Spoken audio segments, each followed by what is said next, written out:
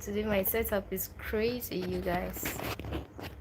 I know you'll be seeing all these things in the background, but never mind. I'm just improvising because I don't have a working tripod right now, so that is why it's been a while since I've talked to you guys. And tonight I'm just like, okay, let me just come here and have a chat with you and update you where we currently are. I don't mind the setup, okay? This setup is just crazy. I don't have a working tripod, so I'm just using this thing, and it's crazy. Call me. I'm trying to fix it. It's crazy, right? It's crazy, right? I don't know. I don't know if it's okay, but never mind. So hi everyone, how are you all doing? I hope everyone is doing fine.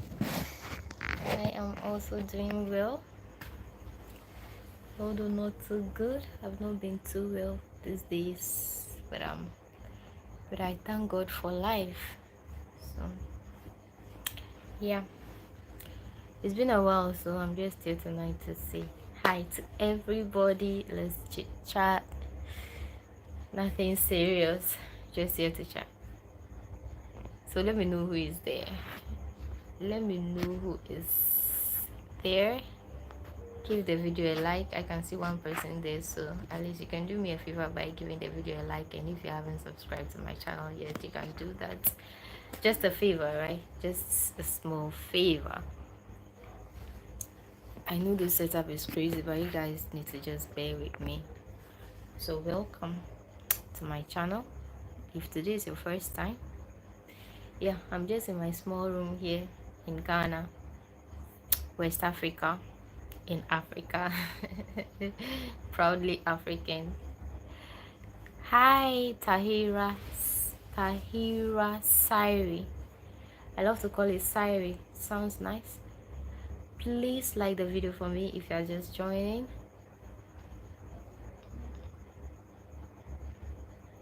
By Shaki Model. Hi JP Taff. Hi is everybody. Hi everybody. Sorry. And how is everyone doing? So welcome to my channel. back Bokachoda Chopka. Oh, what's that? I don't understand that. That sounds by Chaki Mondal. Which language is that? I don't understand that language. How was your day so far? It has been okay. Yeah, I can't complain. It's better so far as I have life. I thank God. Yeah, it's been a successful day since I can breathe and I'm able to talk to you and I can see the screen. Those are the basic things. So many people woke up today, they can't even breathe. And if you can't breathe, you know what that means. That means you're out of this place, right? So yeah, I thank God. Hello. So let me just know where you are watching from. Let me know where you are watching from, and do well also to like the video. A lot of people have come and gone in not even a like on the video, so please like the live session. I'm just here, you can just ask me anything. It's been a while. I just came back from our village in Kwame Krum. If you have been following me for about almost a month now, I've been there. I was there for about 3 weeks. That was 21 days to take care of my dad. I have been there taking care of him for him to get better before I leave him. But yeah, although he wasn't still too okay, but I just had to leave, and I'm back here in my little room. And I just want to let you guys know, because you guys were all with me when I was there. Hey, the fat moped. Do you never sleep? I hardly sleep. I hardly sleep. If even I'm not doing this live, you see me doing something else. I hardly sleep. Right? But I try my best to sleep. I try. It's just that sleeping is very difficult for me. Even if I sleep, I wake up very early. I don't know what wakes me up. So that's just me. So the Fat Muppet, it's been a while since I've been here. How have you been? How have you been? Yeah, it's not like I don't like to sleep. I try to sleep, right? But I don't know. The sleep doesn't come that easily. It was recently when I was not well. I was under the weather. I went to the hospital and they gave me some drugs like it was a kind of an allergy. So it was those drugs that helped me to sleep a bit. You know, when you have this itchy skin, they give you um it's something like Rizon. You take it, you sleep a lot. So that was what made me sleep a lot these days. And anytime I feel like I really need to sleep, that's when I take that medicine. I'm not the type that even if I go to the hospital and they give me medications, I don't like taking the medications. I don't know why. I'll just take the first one that the doctor would ask me to take in his front, and when I come back home, it's very difficult for me to continue with the medication. But this one, because it was an allergy, when anytime I feel like okay, I want to sleep more today, then I'll go and I'll take that medication, then I sleep. Yeah, really good. But on my own, when I sleep for like some few hours, I'm up. I don't know what has been waking me up. But there's something they say that you cannot cheat nature, right? I will stay without sleeping for several days, but there is one particular day that all those days that I have not slept, all the areas, all the outstanding sleep that I didn't do, I'll do it in a day. You understand? Carry forward.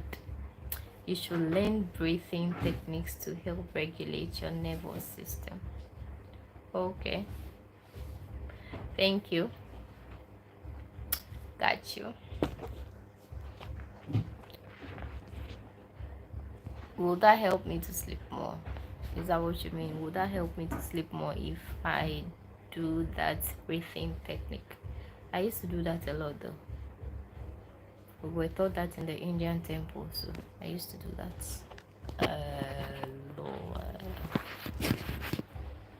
Meditation and chanting. Chanting is more like regulating your breath. And meditation. Okay. All right. No problem. I'll try. No problems at all. I will try. So only one person has liked the video, but I can see that 3 people are here. Is Brandon not there?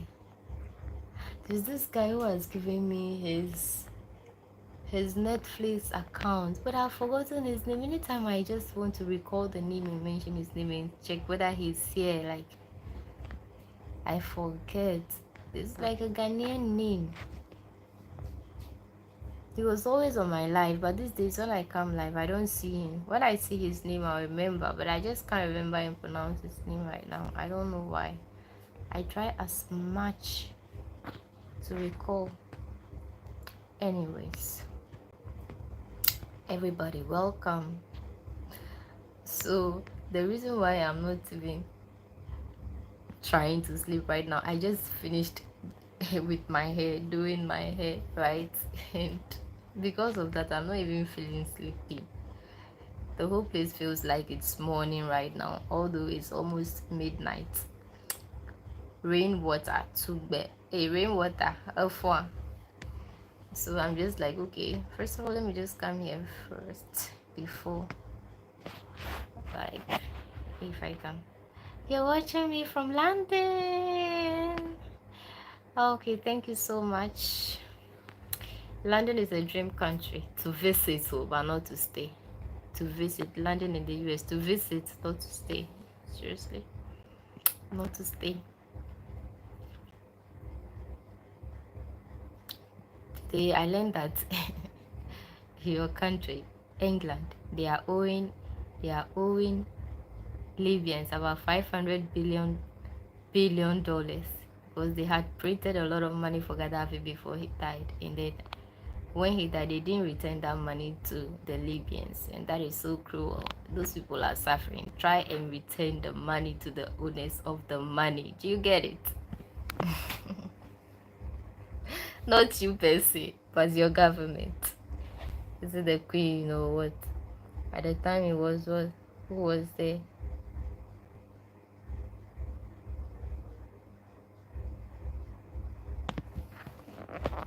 You agree, right? Yes, you have to agree because it's correct. Because the money is for the people. Why you killed their leader, who is taking good care of them?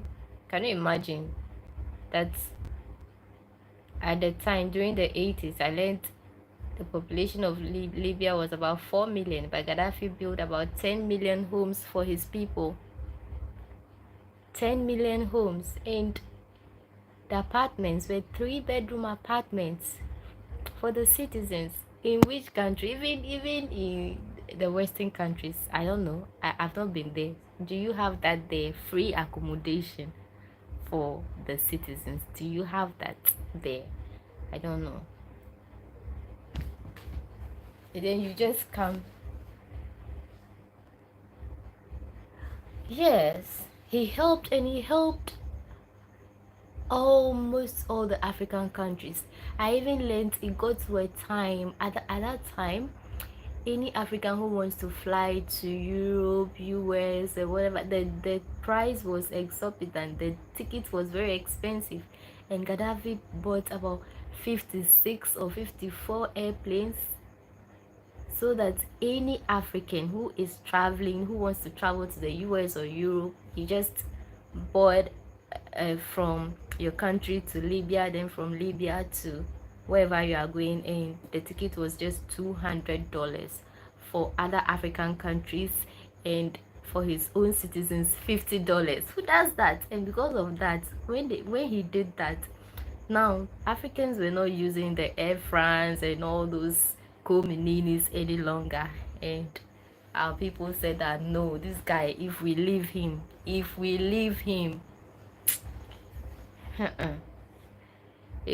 learned it was that time that they started targeting him.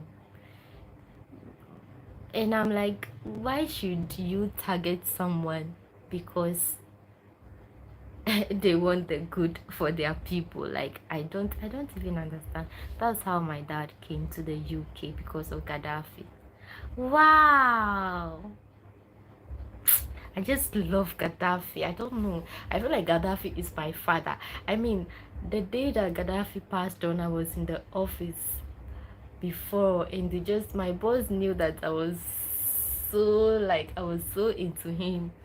So that day, that around that time, they started doing all these fightings and wanted to kill him. We were always following the news, and we were every morning we would pray that, oh, nothing bad should happen to him in the office. So when he passed on, my boss, like, the first person he would come to was me. He was like, oh, Mabel, your father is gone that day. Oh my goodness, not there. I just feel like, I don't know, I just feel like he's my father even now. Hi Nana, hi Nana. I love him deeply. That day was one of the worst days of my life. I'll not even lie to you. I'll not lie to you. Did you know that the golden tulip in Ghana was built by Gaddafi? And it was not only in Ghana that he built that golden tulip. He built it in several African countries. Even when I went to Mali, I saw a hotel built by Gaddafi, and they said there's another hotel in Burkina Faso also built by Gaddafi. Like he has done a lot for other African countries. He was not stingy at all, at all, at all, at all. Like that's one thing I love about him. He was not stingy. He was not stingy. So let me see. Why is 3 people watching? Finecho. Oh, Macho Clico Agbozuma. Agbozuma.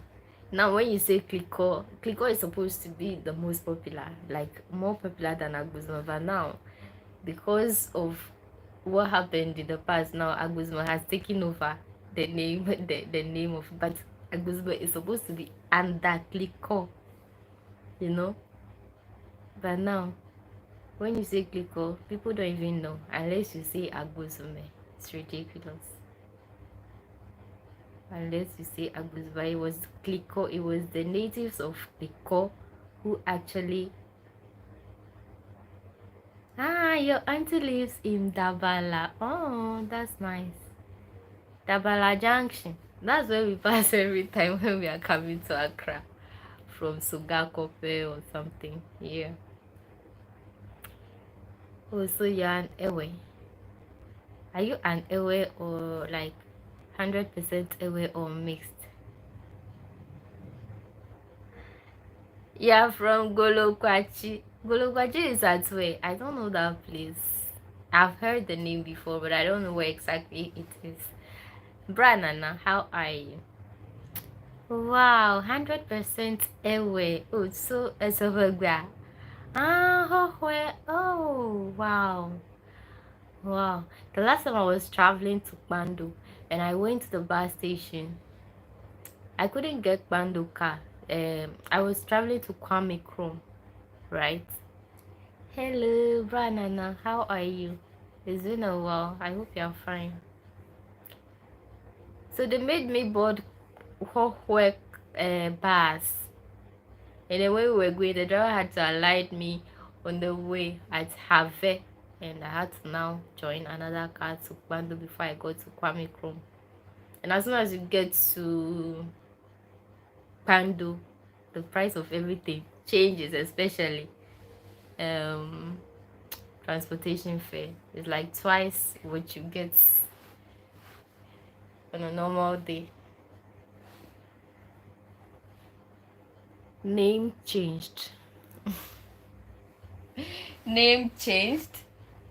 Yes, I don't want to use my name again. That's my Sanskrit name though. I'd always wanted to use my Sanskrit name. Because the time I said, oh, we are searching Mabel, a lot of Mabel, plenty. My own will never come. So, my own name will never come. So now when I'm asking people to subscribe, this is how you'll be scrolling. So that one is very unique. As soon as you type it, I'm the only person you will see. Zain Yashoda. Zain means peace. Yashoda means giver of fame and glory. It's a Sanskrit name though, given to me by my godmother. Nambu contact. Nyebejibe amadeke newe. Okay. Look at my one now. I like Instagram. You contact the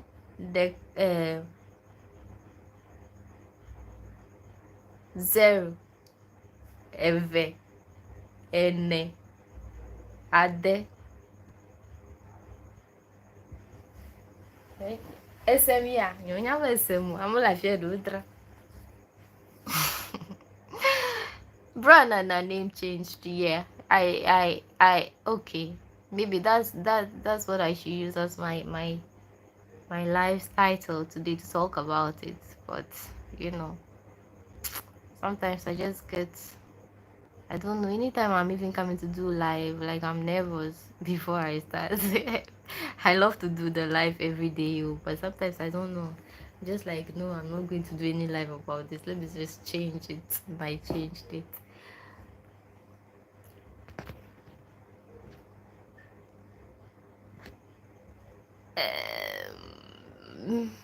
How will let me message girl? How will I message you? How will I message you? Are you on Instagram? If you are on Instagram, I can message you on Instagram or even Facebook. Oh, will I use to WhatsApp?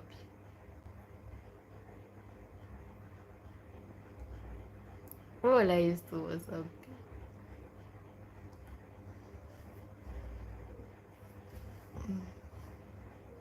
Nke m ga WhatsApp for rainwater. Rainwater echijaja. Menyaga kebebe wo namba enye nka. Wo namba enye nka mako WhatsApp. Ni namba enye nanako. Mauli. Ah, Mauli.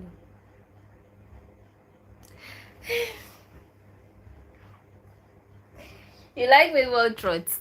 See, as soon as I say Mabel, the trots, people be like, trots, trots, like as if they haven't heard trots before.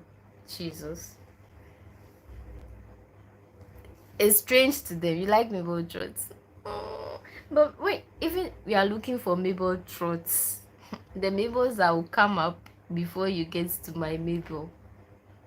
That's why I never wanted to use my own name on YouTube.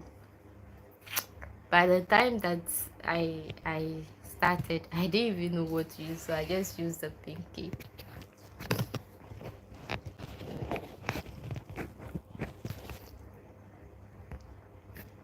Mauli, that's your number. Edward Oduku.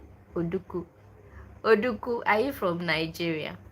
Hello, that's your, I can't.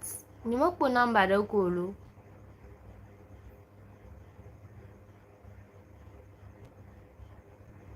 You want put number Doku?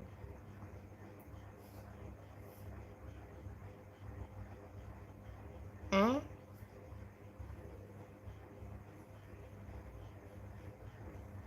I just finished doing my hair.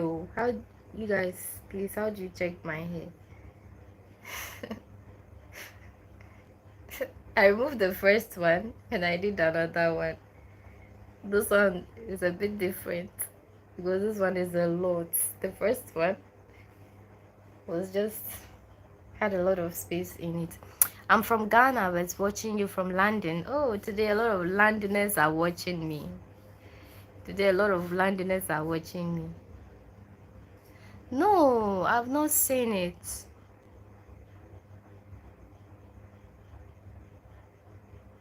Your number crawl in your description. I'm off my goji. Your number laugh ma.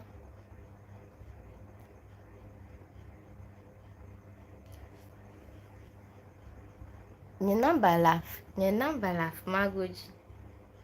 So I don't know if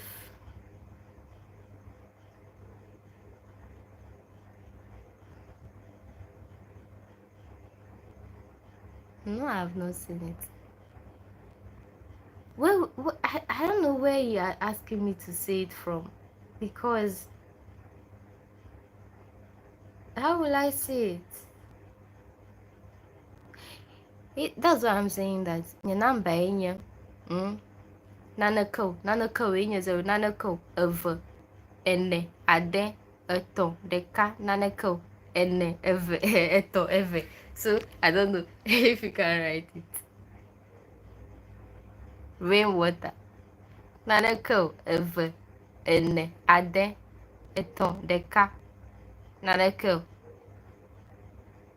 ene eto bakula ever. This one is coded. I'll let you know.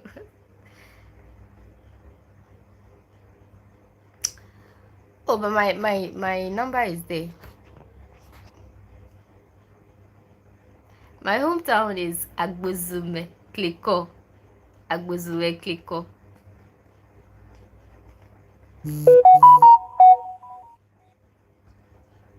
Ah, yeah, I've seen it. I've seen it. I've seen it, but unless I'm done with the live, then I would see it. I'll see it better because I'm using the same phone. I'm using the same phone for the live.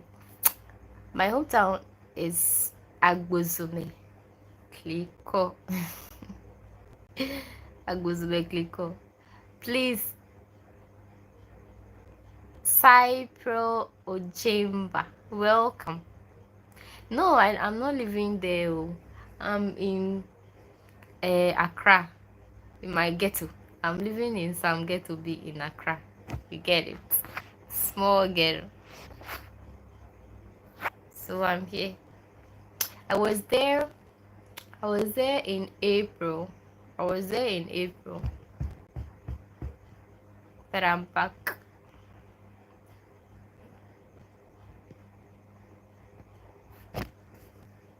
I was there in April, but I'm back. Cyber, how are you?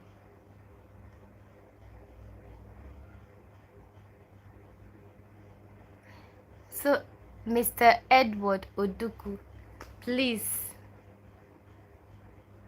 are you Nigerian or Ghanaian?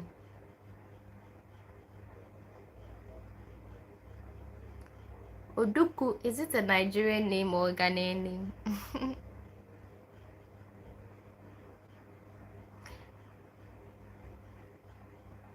Branana, you said I should change the name back in. But that name is a very nice name. Oh. Zen means peace. And Yashoda means fame and glory.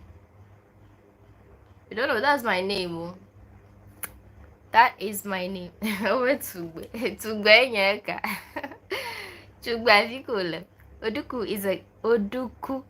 Hey, Oduku is a Ghanaian name. What's the meaning of Oduku?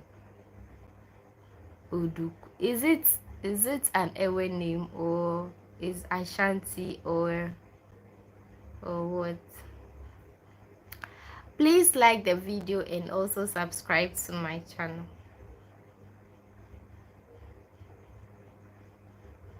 Please like the video and also subscribe, please. 11 born. Ah, okay. Oduku. But what language?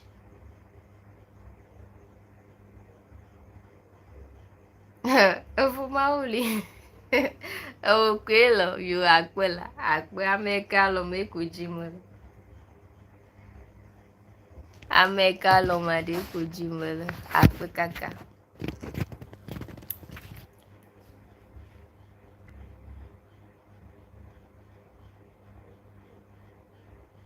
You have a buga left nostril, love. What is the meaning? What is the meaning? Ashanti. Oh, okay. Wow. Nice.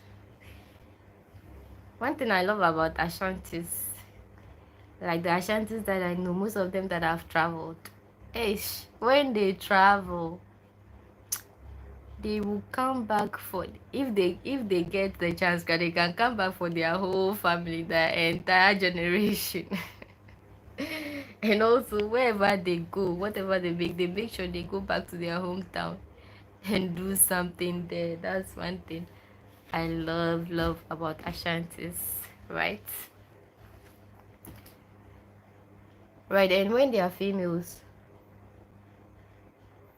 okay, that one, let me leave it out. Say this. A ham so fucking retarded. What's that? Say this. I am so fucking retarded. What's the meaning? The person saying the thing, don't mind that person. Of course. Of course. I like Ashantis too. So, Bra Edward, I like your people. I like your people because I feel like they like helping each other, like one another. Say it really fast. I am so fucking retarded. I am so fucking retarded. Hey, I don't even understand what it means, but hey, that's cool. Nice talking to you there. Alright, nice talking to you too, Edward. I'll see you again.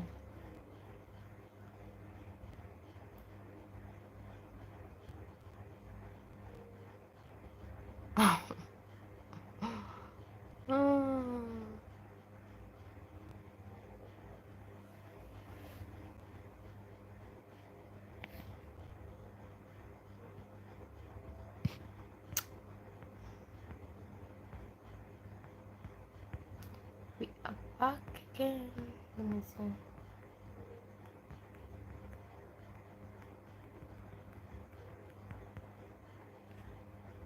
What time is it? Okay. It's 12 now.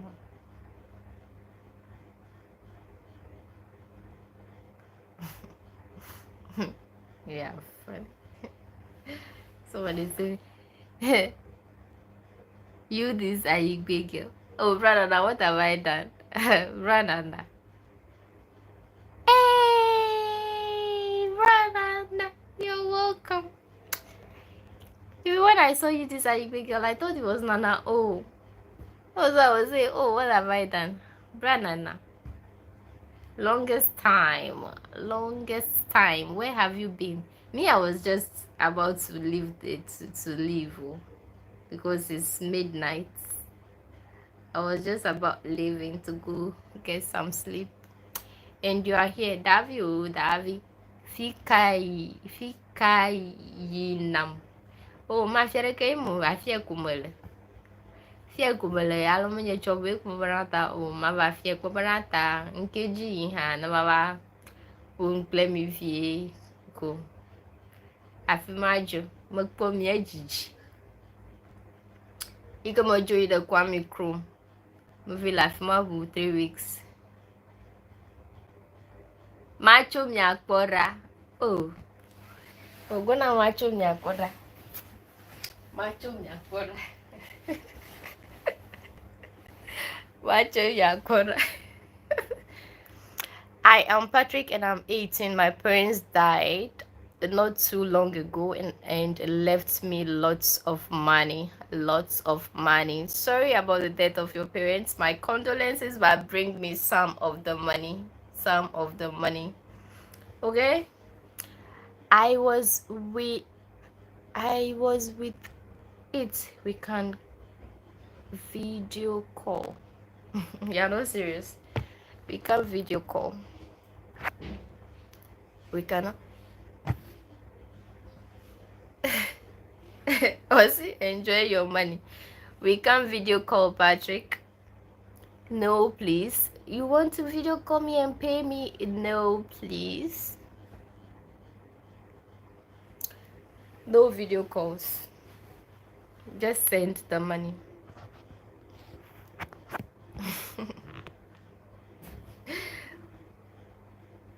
Branana, it's been a long time. How are you doing?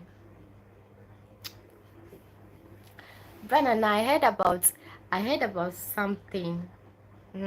I learned about something about, is it 3 days ago? And I was shocked. I don't know if you have heard about, leave my girl alone, guys. I don't know if you have heard about this man, Al Wahab.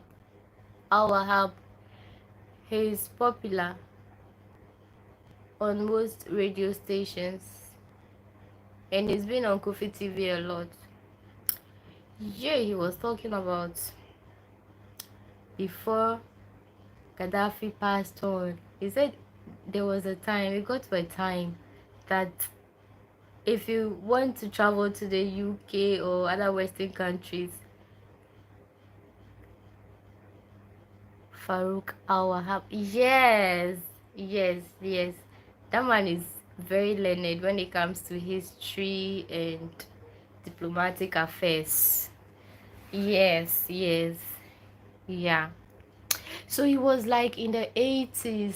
Was it in the I've forgotten the dates though. He said in the 80s Gaddafi uh built 10 million apartments for his people, although the population was just 4 million. In the list of the bedrooms, like the apartments, the least apartment you can get is 3 bedrooms. Every apartment is 3 bedrooms, and he was giving them $6,000 every month.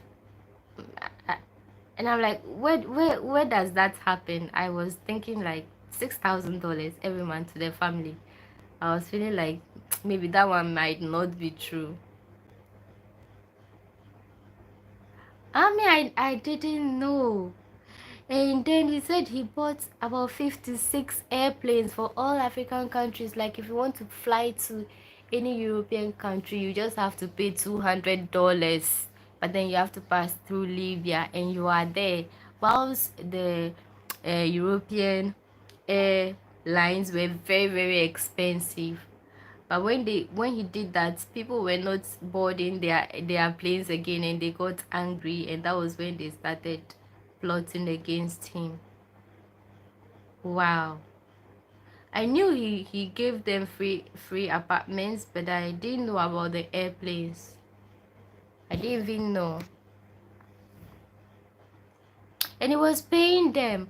And oh my goodness, the fun part was that he said he built supermarkets, like malls, within every, like when you count about every 10 apartments, there's always a mall there. That if you need anything, you can just walk into the mall. If you don't have money, you can just walk into the shop. Whatever you like, you just pick. If you have money, fine, you can pay for it. But if you don't have money, just tell the attendants there you don't have money. You pick anything. The time you get the money, you bring it. If you don't get it, so fine. And I'm like, oh my goodness, I want to live in that country. I want to live there. So that was why it got to a time everybody was just, you know, eager to travel to Libya. Everybody was just, Libya was like the Europe of the time. 2G show. Why do you want to give me a husband? Do you want to give me one?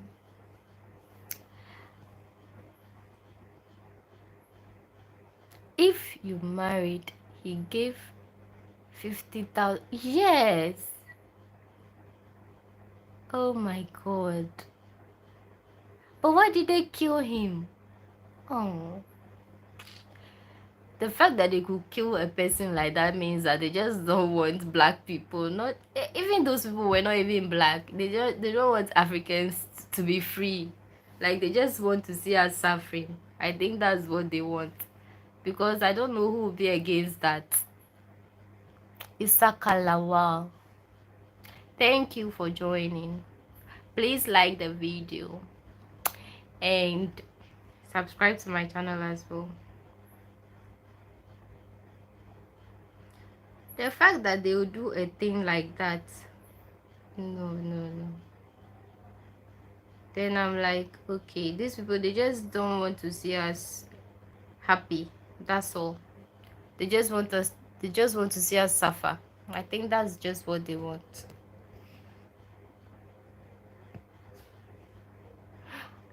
Some people too. How can you be leaving this kind of comments under my life? I beg you. Ah.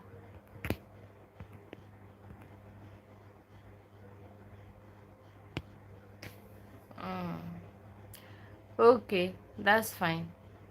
Ranana, thank you. I don't know why you come to people's life and be leaving this kind of comments.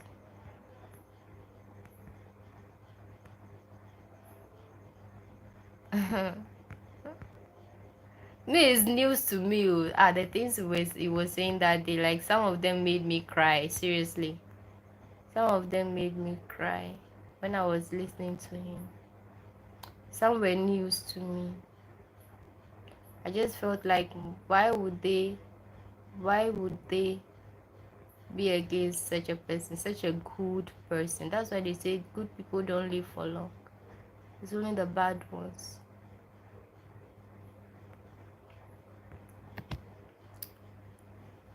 I should answer what for you? I'll block you. I'll block you. Ubedi block Wati. Ubedi block.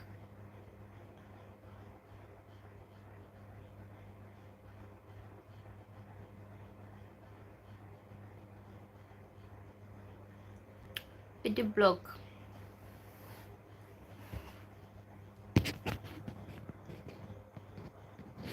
Branana.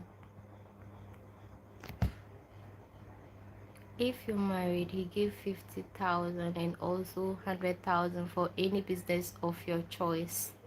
Yes, and he was even encouraging them to give birth because they were just 4 million and he built 10 million apartments. So you can imagine he was encouraging them, and he was like, if you are how will I even put it? Hey, English. If you are of age, like if you are a guy and you are of age to get married and you haven't, and you are a virgin, he will take you on a trip to Europe. They go and stay in some hotel, be in Poland. They said that hotel crowd was even owned by Ghana before. Now they have transferred ownership to the Poland. Like they take you to the best hotel there for you, and like the woman that you want to marry, no, they will take you there with the woman on honeymoon free, for free. When I'm like, hey, these people, they have enjoyed before, but then still they say they didn't like this. They just listen to the Europeans and they sabotage somebody who is taking good care of you, very good care of you. Anyways, hi my friend, what's up? I'm cool, how are you?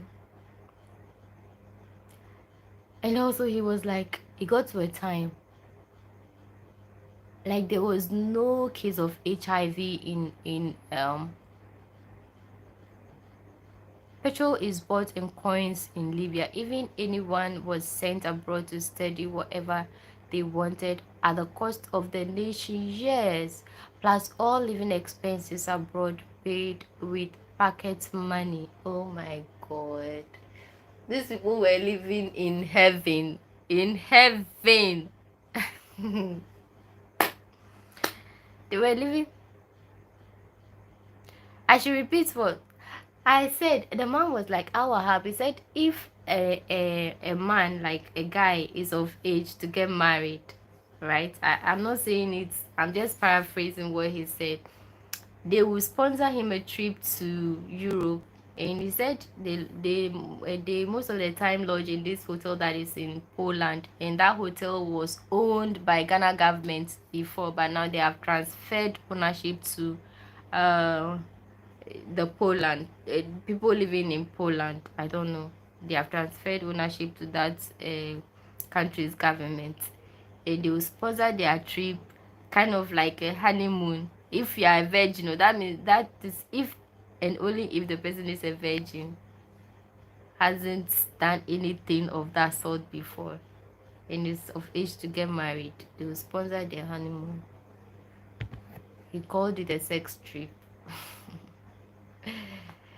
Sebi. Osi Sebi. He was saying it in Trio. He was saying the thing in Trio, so I had to listen attentively before I could understand. Osi Sebi sex trip.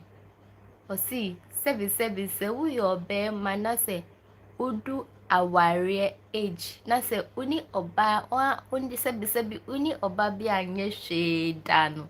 Kedafi no. Or sebi or sex trip. Europe, the best hotels in Europe, and he mentioned that hotel in Poland. I just forgot the hotel's name. That hotel, one day I have to go there because he said it was owned by Ghana. It was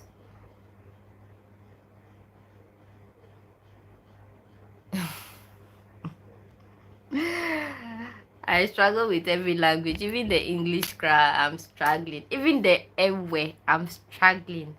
Can you imagine? Even Ewekra, I'm struggling to speak it. It's crazy. Now I'm not fluent in any language because everything is messed up.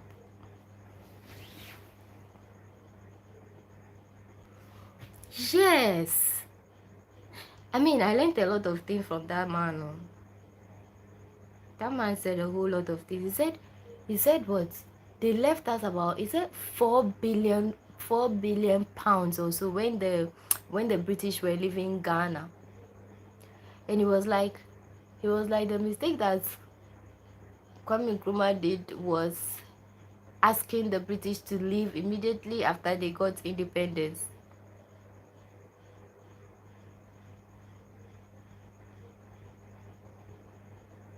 Ghana. Yes. And it was like the Europeans, they trained a group of Ghanaians as elite so that when they are no more, they like he trained them as their, he used the word, is it protege or stooge or something, he used some word be something like they have trained them so that they will just, whatever they ask them to do, they will do it on their behalf, to the detriment of we the citizens. So but they will be enjoying, but we will be suffering, so that they can still have access to our mineral. Like you mentioned, like those who were part of the UGCC, like I don't want to mention his name, that man is very wicked. Kufado and his family, JB Dankwa and all that. Those people, those group.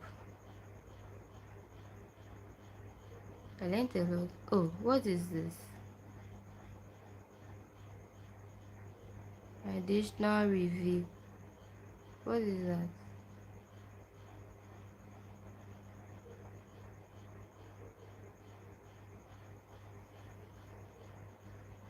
I don't even know what it is. Yes, he asked them to leave because at the time he was supporting South Africans to fight the apartheid in South Africa and Zimbabwe. It was then called Rhodesia, ruled by Ian, Ian Smith. Oh, really?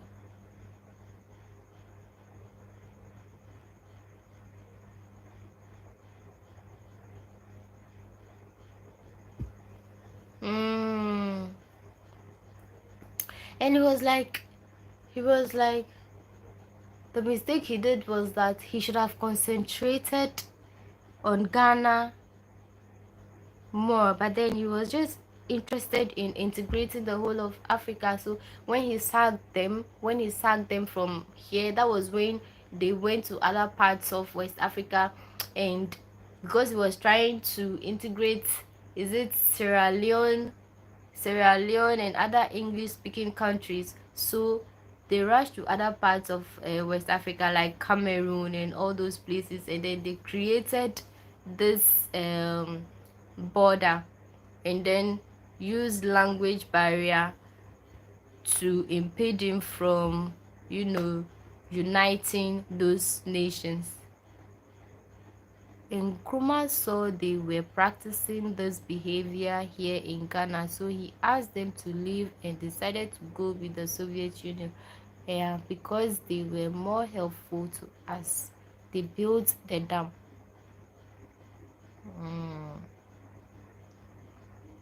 Okay.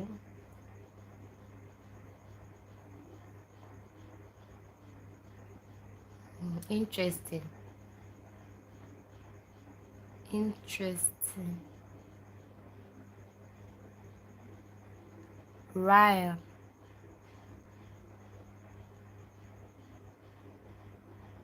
good night, or are you doing? I am fine. How are you, Ryan? Thanks for joining. And he said the British, they built a lot of schools like Cape Coast like this. He said those schools are just for the elite too. And it was like even till today, those schools are for the elite.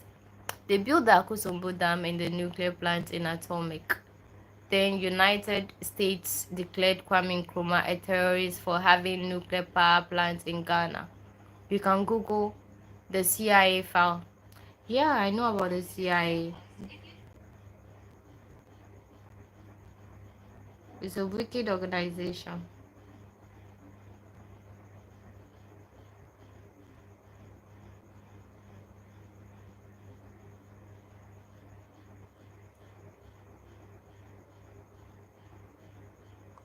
Wait a minute. Let me get inside my house. Why? Where were you before? You were not inside your house.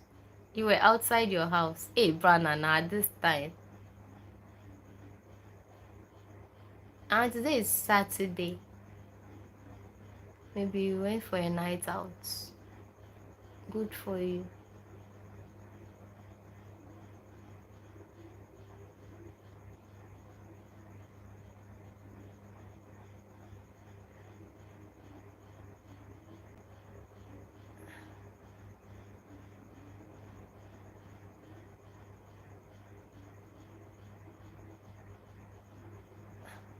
Hold on.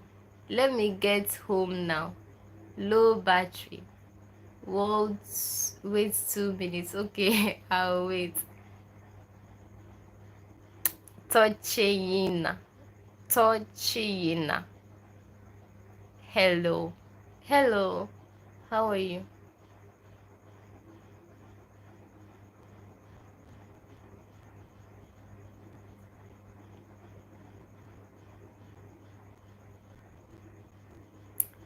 They will feel like good night, okay? Alright, good night, Ryan.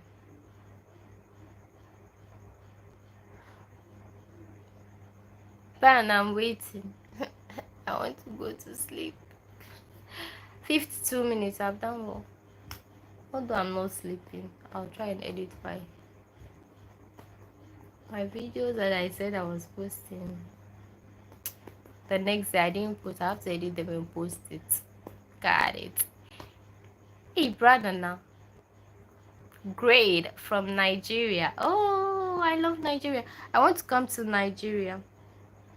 I want to come to Nigeria to attend a class for a month. They said the class is in Kano. Kano. I want to come there and go for some 1 month class B. So will I get a cheap hostel? Which state are you from? Tochena. Tochena. Which state are you?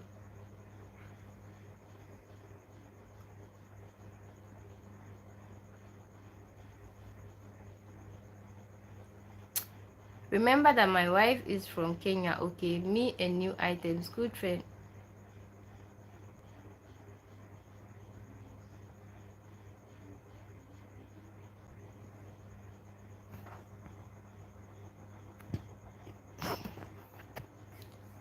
Benue. Benue State. Okay, Benue State. Is that close to Kano? Is it close to Kano? Because I want to come to Kano one of these days and attend that class. But first of all, I want to get an affordable hostel, not even a hotel. I don't have money for hotel. With XM Academy in Kano.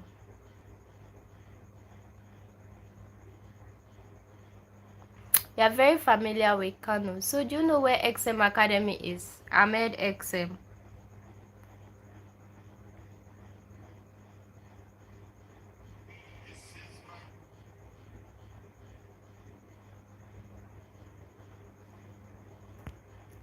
Ahmed XM.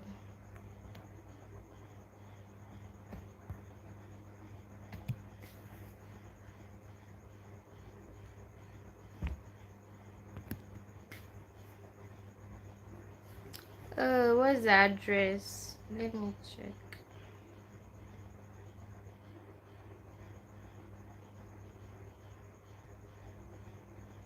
Let me check it. When did you send me the message? I don't know.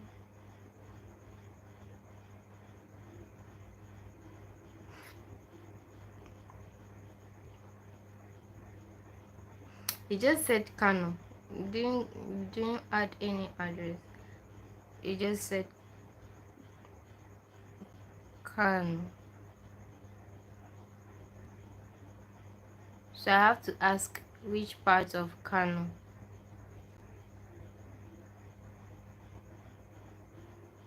I just ask where in Kano is your test.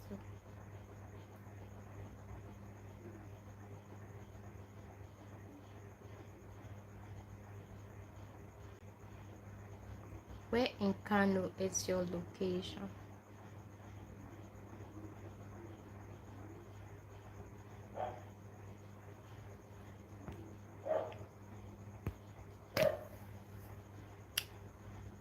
If you have the address, I'll be able to suggest something.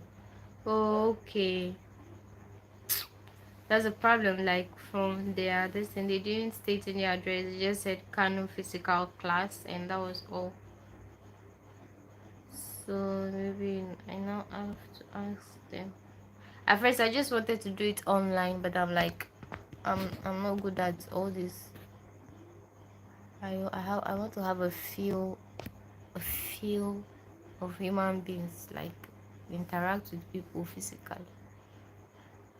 All this online thing, when I do it, I don't. Okay, I don't know now if I even get the address. How will I get you? How will I get you now to tell you? Because they may not, by this time it's late, they may not even reply. So if they reply later, I don't know how I'll be able to get it to you.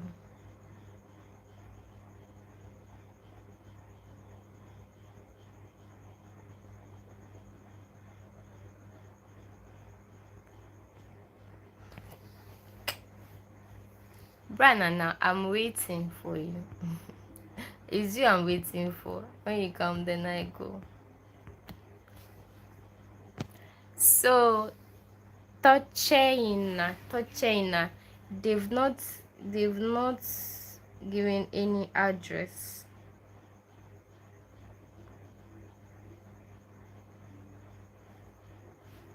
Let me search and see.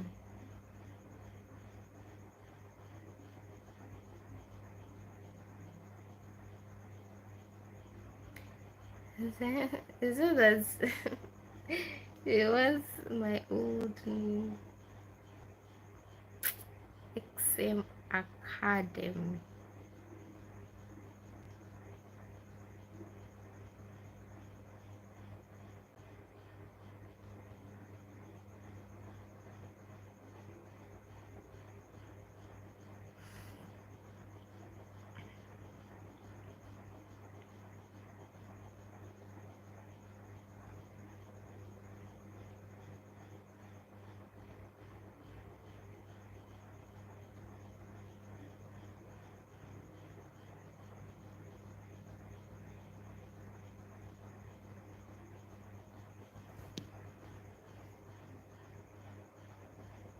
Ghana. I'm in Ghana.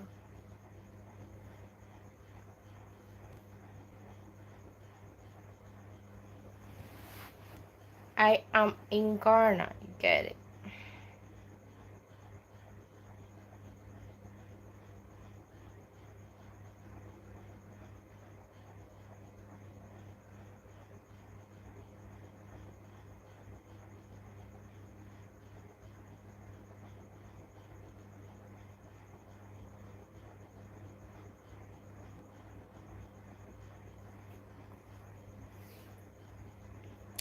Cobra is not coming. I want to go to them.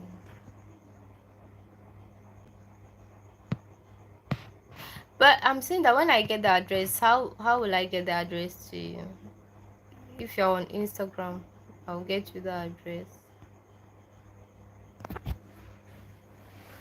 Because I'm interested. I want to go. for just a month, and I learned that thing sharp sharp. Like when I'm learning physically, I'm in the class with the teacher or the lecturer, and I listen. The thing I don't forget, but online, no, no, no. I've done a couple of online. It's not that bad, but this one I just want to have the physical feel. So, Touchaina. Give me your, if you're on Instagram, give me your Instagram handle.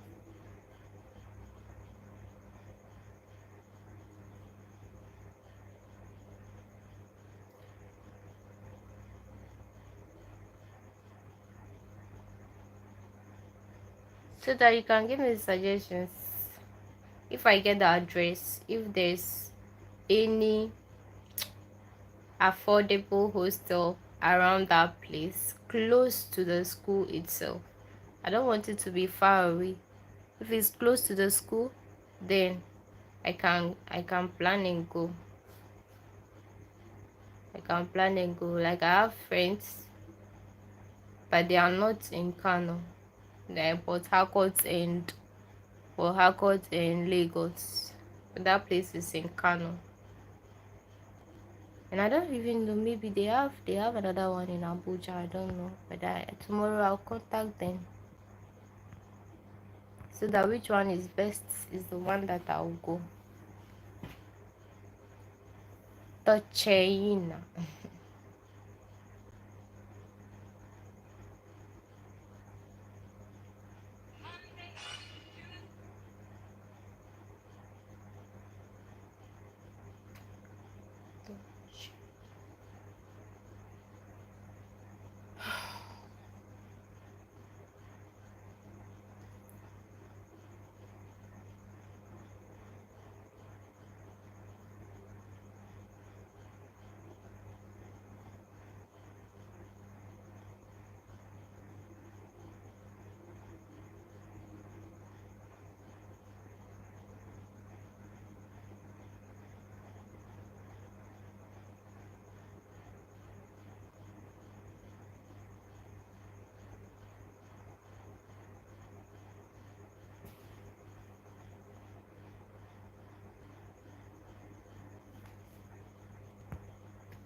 I'm trying to look for the address, but there's nothing like that.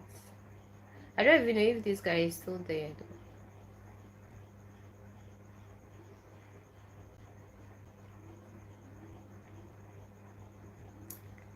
There's nothing.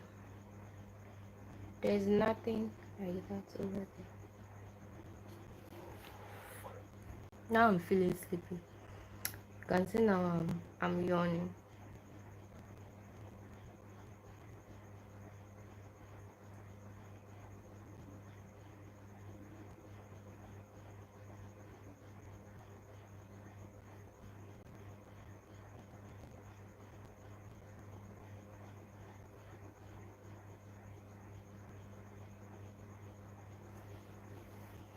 Hello, Branana. You are back.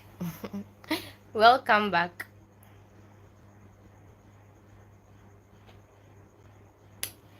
Branana. Bakupe. You are back. Okay. I'm giving you like some 10 minutes. You can see my eyes are sleepy right now.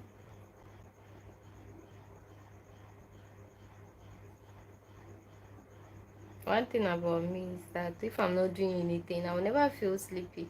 Like, when, as I'm feeling sleepy now, when I leave this life, oh, I'll hardly sleep. But because I'm doing something, I'm feeling sleepy. You're back, I'm here, I'm here. Let's continue. Tell me more about Gaddafi.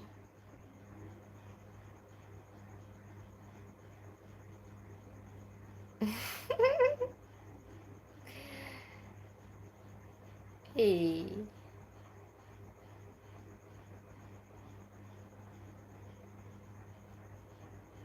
I don't even know where this thing is coming from.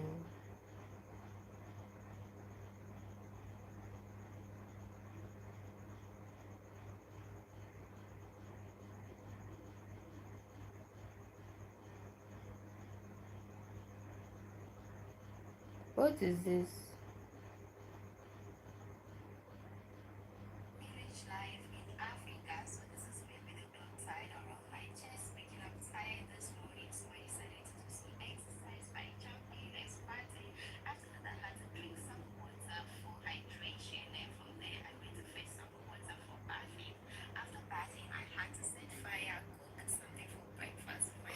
Dubai, I'm not saying anything. Everybody, welcome to my channel. Welcome to my channel. Nothing to say. Nothing to say. I'm waiting for Brandon to come and engage. If not, I'm out of here.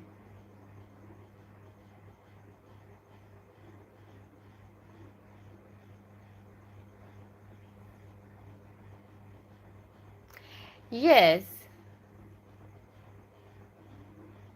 Yes. Ah, he was born in Libya. Wow. Good for him. And now, anyway, now he's no more there. Maybe he was in the US or UK or something before he came to Ghana. He likes saying that Ghanaians are scum.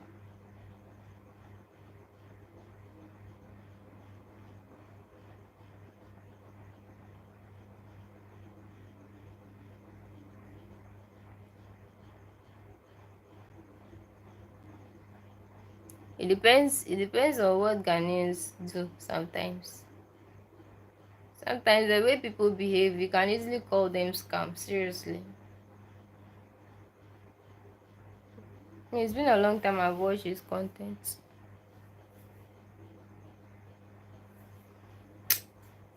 Me, I know that in those days Libya was like Europe. Everybody wanted to go to Libya. And some people I even know, they go to Libya and they come back, like they come and do a whole lot of great things in terms of money. So, like Libya was good, but Obama and Clinton, they all sabotaged us. When they came, we were happy, especially Obama. But he was not, you know, that government. When you get there, even if you want to do good, you can't do any good because you just have to follow the agenda there. The processes and procedures that have been laid down, you have to follow. So sometimes you cannot even blame them. Cannot even blame them. He is one of the biggest sponsors of the Black Power movement. Who? Brother, now who is the biggest? I don't even know about Black Power movement. What's that? Yeah, I'm so naive. That's why when I hear some of the things, I'm like, whoa, this thing really happened. Like, what happened? How could this have happened?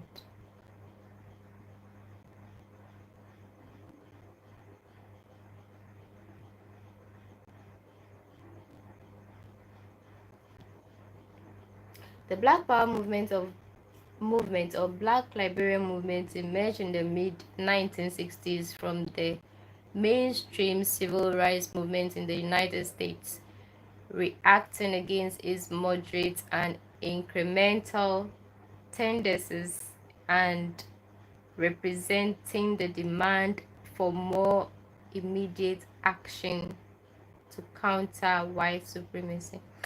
So you mean that man is Black Panther?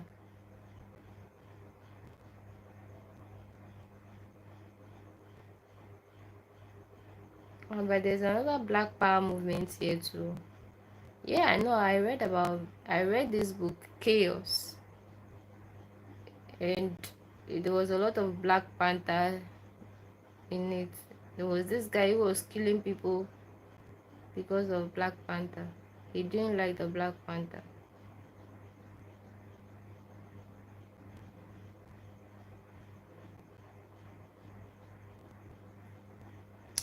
You didn't like the Black Panther movement.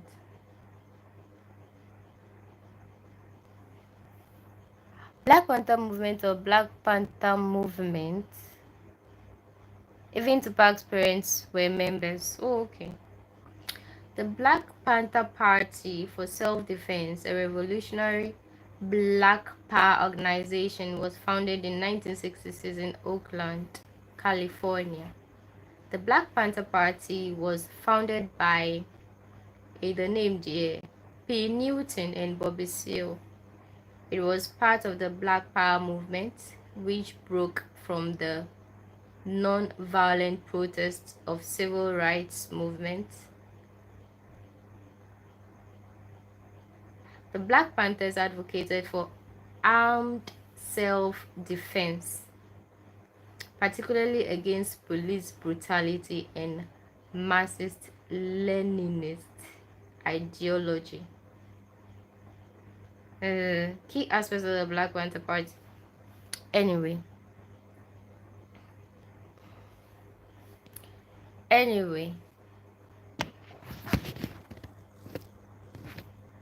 I know that Black Panther movement, there was a lot of propaganda against that group.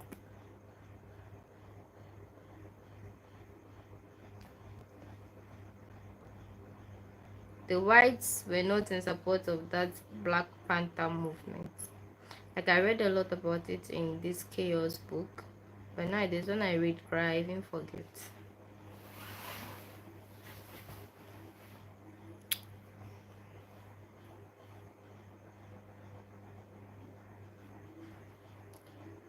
Okay, guys. Brother, now I'm feeling sleepy. I want to go and sleep.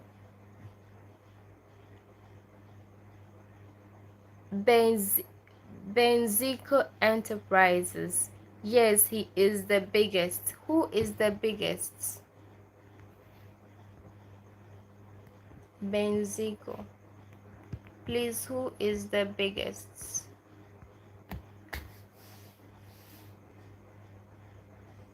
Yeah, both movements are both related. It's the same movement people who split themselves into American gangs, Crips, and the other one has Bloods. But the Black Panther, they said they were not violent, or that was what just I read.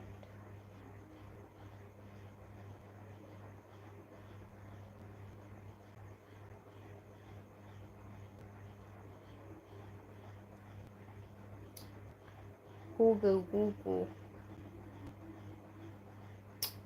P. Newton and Bobby Seale, co-founder of the party ideology, the Black Panther Party embraced black nationalism, socialism, and armed self-defense against perceived oppressions.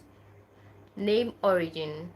The name was inspired by the Lowndes County Freedom Organization's use of the Black Panther as a symbol. The Black Panther Party emerged as a part of the broader Black Power movement, which questioned the integrationist goals of the civil rights movement.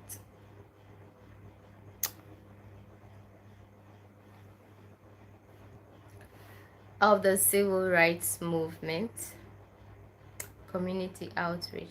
The Black Panther Party engaged in various community outreach programs, including free breakfast programs and health initiatives. Yes, but it's the same members who left and formed Crips and Protects themselves in the neighborhood, and the other also formed Blood for his neighborhood with same idea to protect their neighborhood. Wow. You can read about the Crips and Bloods. They were all ex-movement members. Wow. Interesting. Branana the Great.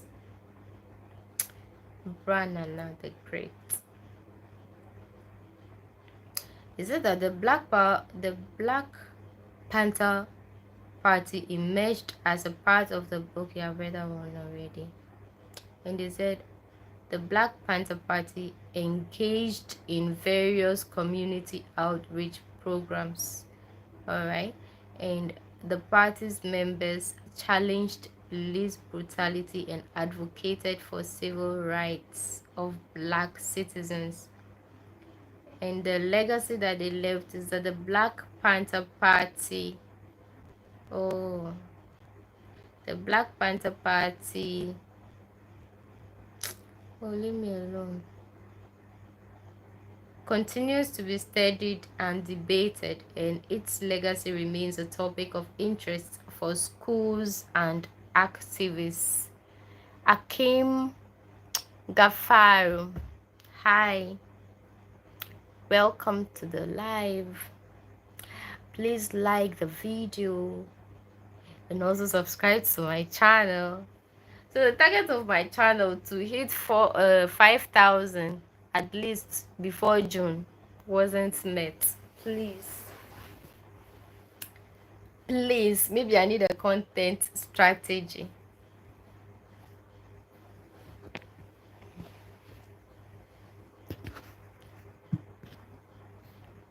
I need that, right?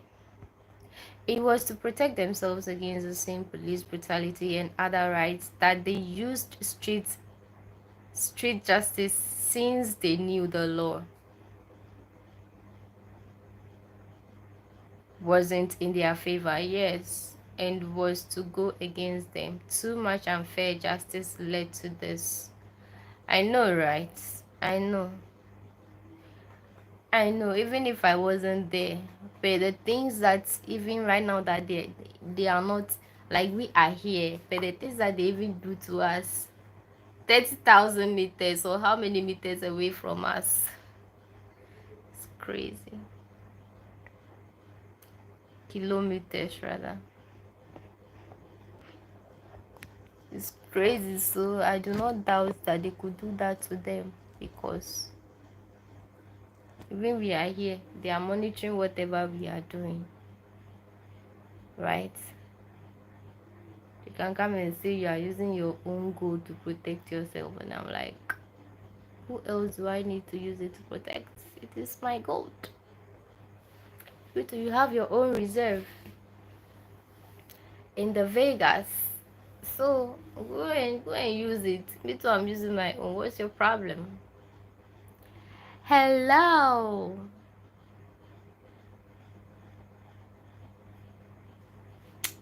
Is that Russian alphabets or it doesn't even look like Sanskrit, right?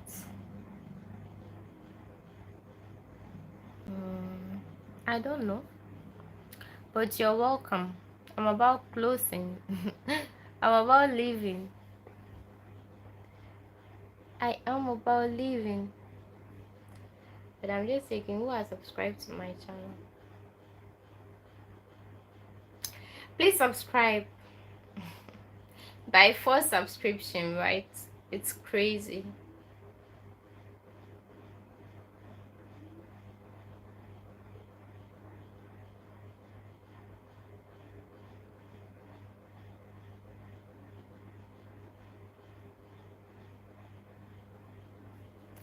Thank you. Is this this is Tigrinan language? Sorry, Hafom Entertainment. Wow, what is Triginan? Hey God, Triginan language. Is it which country and which continent is that? There was a time there was food crisis in Libya. They had to get made from Mexico shipped to them. Was it when Gaddafi was alive? No, Libya itself is a desert, but then he managed to do the green project or something.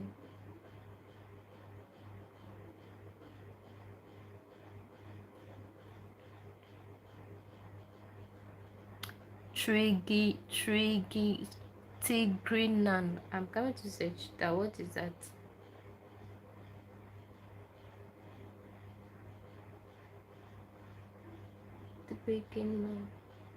Tigrinan is a Semitic language primarily spoken in the northeastern horn of Africa, especially Eritrea and Ethiopia. Oh, really? So it's an African language. Wow. Interesting.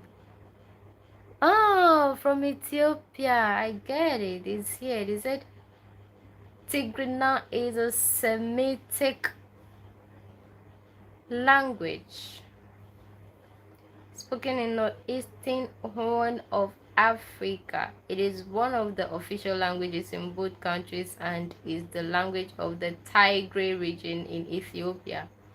Tigrinya is written using a version of the G script. Wow, interesting. Oh, hey, brother that knows everything. Oh, I need your head. Oh, I need your head. Yes, that's when he decided to domesticate his country. Oh, brother that knows everything. Tigria. Wow. Wow. I need your head. The thing in your head, if it's in my head, God, people will not sleep. Oh, I'll disturb them.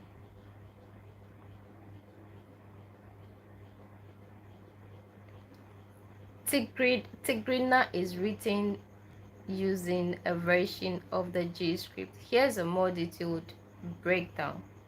Language family.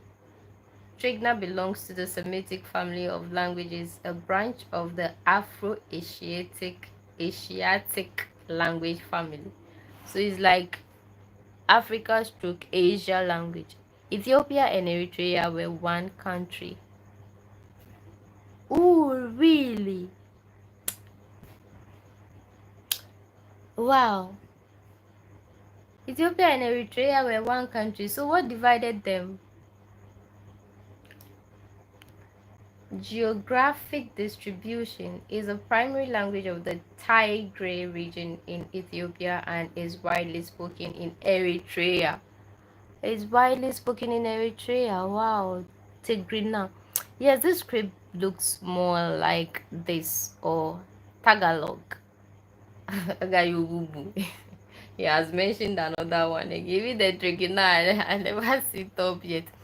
Yes, the same language. Wow. So you've written your name in Tigrina. Wow. I'm not even, how do they pronounce it? Now you cannot talk to my hearing, so I don't even know whether I'm pronouncing it rightly.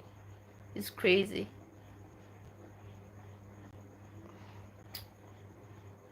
It is a primary language in the Tigray region of Ethiopia and widely spoken in Eritrea. Tigrinya is an official language in both Eritrea and Ethiopia. Writing system. It's written using a version of the G script and scripts. A script also used for other languages in the Horn of Africa.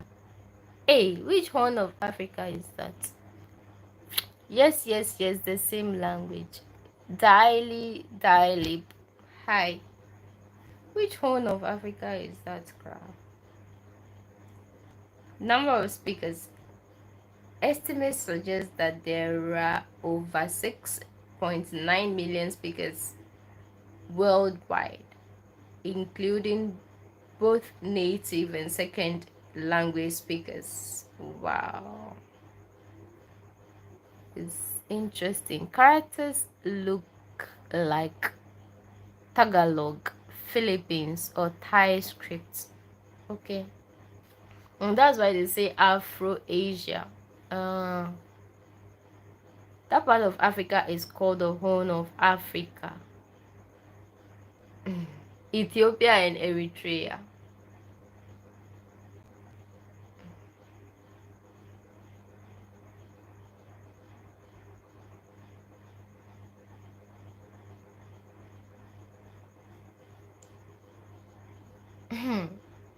The Horn of Africa, also known as the Somali Peninsula.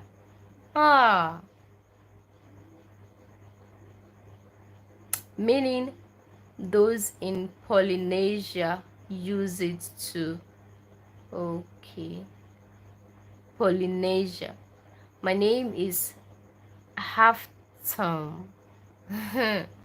Wow, nice name. What's the meaning of, since you're from Ethiopia, what's the meaning of Desta? That one there is an Amharic, they said it's what, Amharic language or something. Amharic word. The Horn of Africa, also known as the Somali Peninsula, is a large peninsula and geographical region in East Africa, located on the eastern on the easternmost in my eyes, on the easternmost part of Africa mainland. It is the fourth largest peninsula in the world. It is composed of Somaliland, Somalia, Djibouti, Ethiopia, and Eritrea. Wow. Is Halem the same name too? Hatem. Is it Hatem or Halem? I have to go and take my glasses, right? Hello. Haftam. I like the name. It sounds sharp.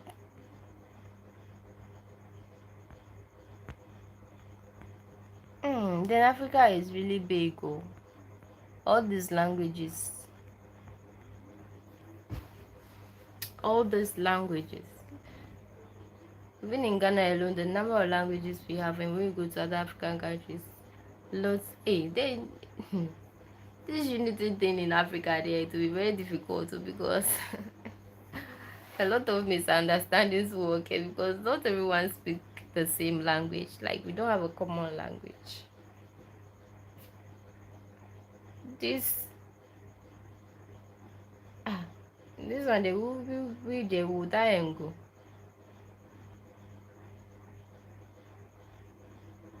Thanks, me too. Okay. Yeah, because of you, I've learned something. Libya, Ethiopia, Eritrea, Somalia are all Italian speakers. Libya, Ethiopia, Eritrea, Somalia were all Italian speakers. I think possibly Djibouti also, but later that became the French territory or colony. Yes.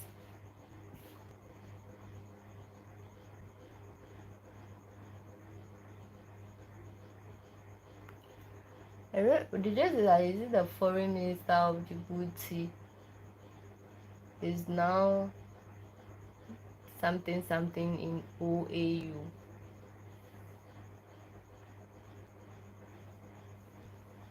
And people were complaining that that one he's a French ally, so they don't trust him or something. I just said it from there in the and I left.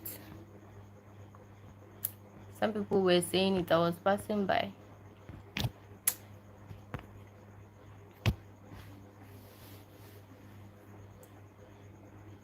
Daily. There is Comoros, Djibouti Reunion, Madagascar.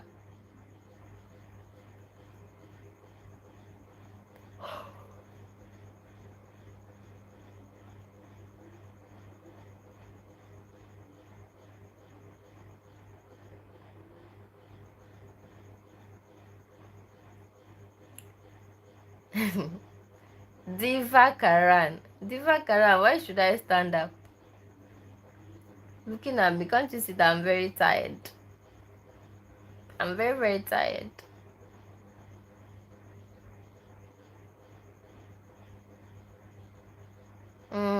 They are all French. Comoros.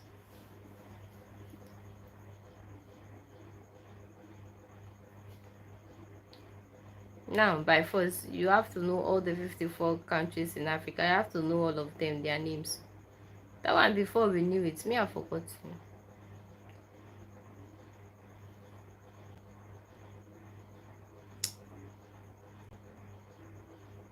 Some people are saying 56, some are saying 54.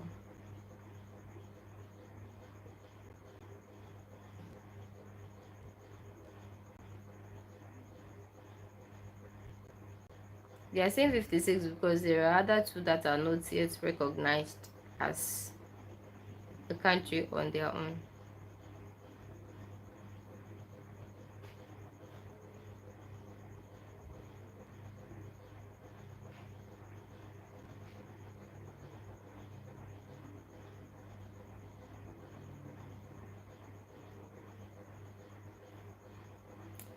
Bye, Hafton. See you again some other time. I like your name, Hafton. Sounds nice.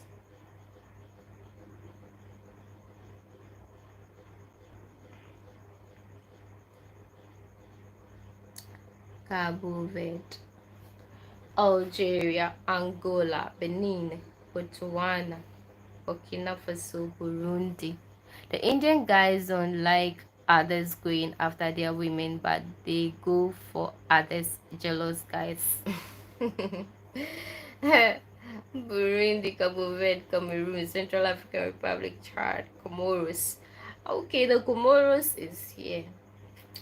Comoros, an island nation in the Indian Ocean, is also known for its diverse marine life and beautiful beaches.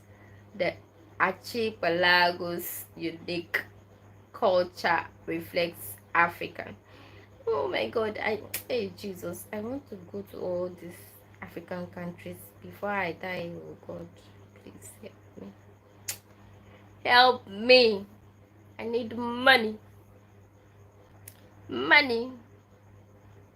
Not necessarily to film, or just to go to be there. To be there. So many countries. DR Congo. My uncle was in Congo. That's why when I hear the things going on in Congo, like, oh my God, it gets to me because right now my family is there. Todos. Okay. Okay, see you again. Oh, I miss you too, Hafton. I'll write your name down. Hafton. Hafton. To all those countries are archipelago. Archipelago. Is it archipelago or archipelago? Archipelago. Reunion and more. Yes. That means they are full of islands. Ivory Coast, Djibouti. Is it Djibouti? Let me see. Djibouti, strategically located near the Red Sea, is known for its volcanic formation and salt lakes. The country plays a significant role in international blah blah blah. Then we have Egypt, we have Equatorial Guinea, we have Eritrea, Eswatini. Oh, this girl was at Eswatini recently. Oh my goodness. I love that place. The Fiat Kimura was there and the place was nice, and this girl too. This Kenyan girl too went there and filmed the place. Oh my goodness, her filming the places she went to in Eswatini. Oh, so beautiful. Their culture is outstanding. There are two Congo countries. Yes, we have the DR Congo and Congo something something. Is DR Congo? So is it not DR Congo that they are doing the fighting at? Is it not the one that they are fighting over their minerals?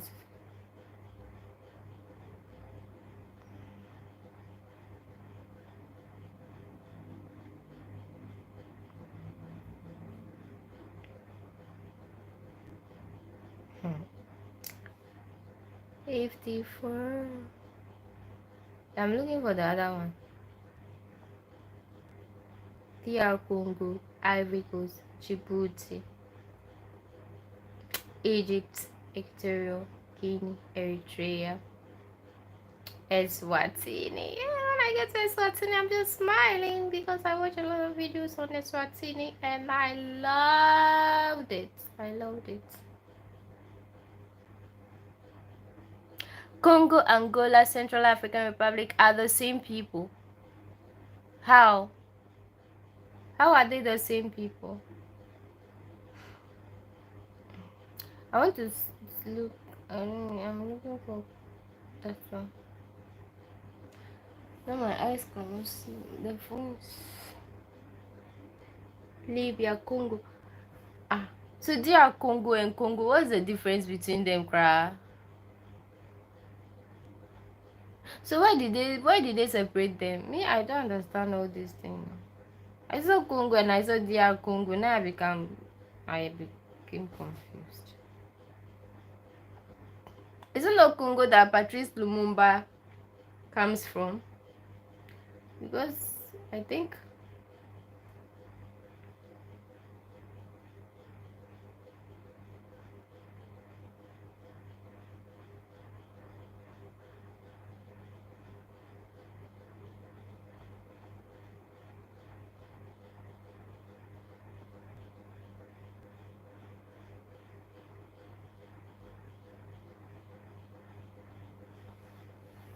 same tribes and speak same language. There's even an Angolan enclave inside Congo called Cabinda. Oh, I had a lecturer called Kabila. He was from Congo. I love him.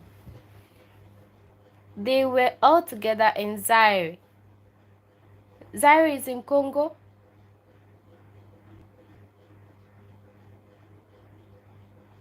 Yes, I think I've heard something about Zaire before. I love that name, Zaire. Is it Zaire or I don't know. I like the way it sounds. Sounds nice.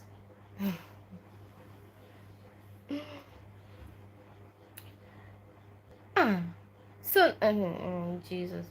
So why are they now DR Congo then Congo? What is all this? Why is it not just Congo? Because me, I just know that Patrice Lumumba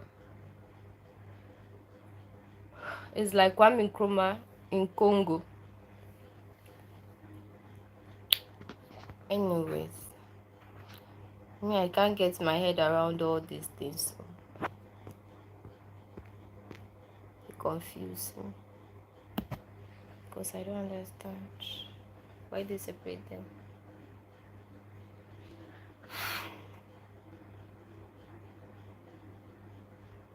So now all this iPhone, all the things that they used to produce this iPhone is from Congo. But you get to Congo, the people are poor.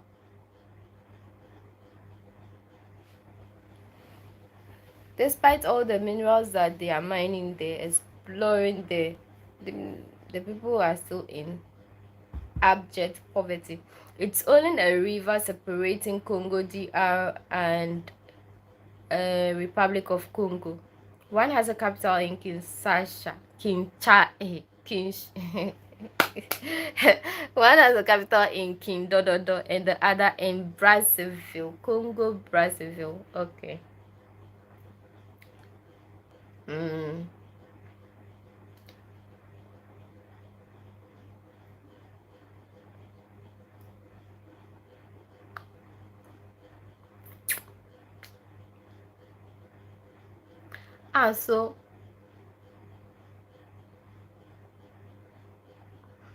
So the DR Congo, is it DR Congo that has the Kinshasa or the Congo itself?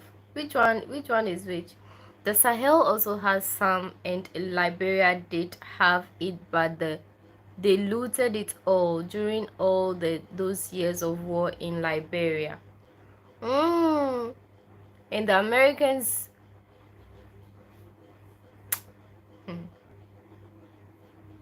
me, what I don't understand is the thing, if you need what we have, just come into contract with us. let's give you a percentage, you also take a percentage, but it should be fair, like a fair contract. But I don't know why they always want to have the things like by force, like I have to take it by force. I don't That is what me, I don't understand though. That's why I don't understand. If I knew that I'll grow up to be hearing of these things, and I would have done politics seriously, and I would have learned a lot about politics and all these things. Excuse me. Where is this thing coming from? Is the second time I'm seeing this rubbish?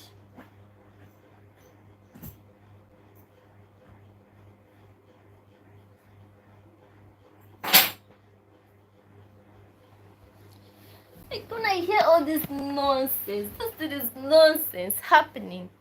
Do you know Burkina Faso, ever since they had independence, it has always been coup throughout till now?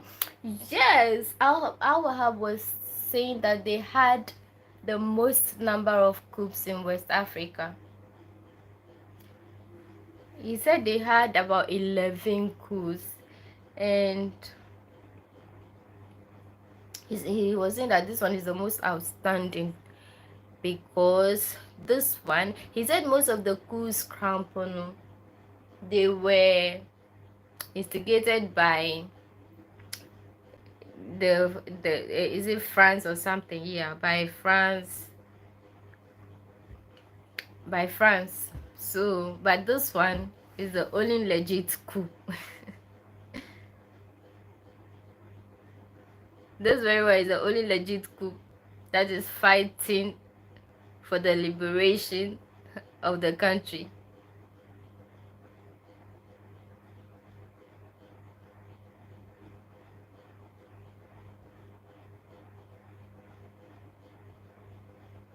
Yes. Oh God. I don't know. Those wars are not just wars. So to me, I feel like those people who are benefiting from those minerals, other than the real owners, they are the people that instigate that war. That's how I feel.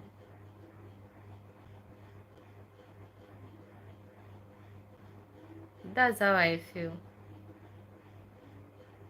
Why is it that even Apple was sued some time ago that about those minerals over there?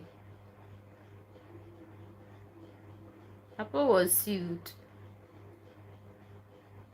about the minerals in Congo.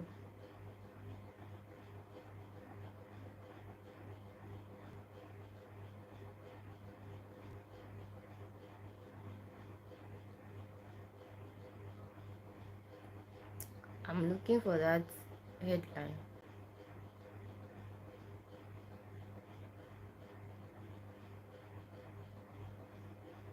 Do you okay?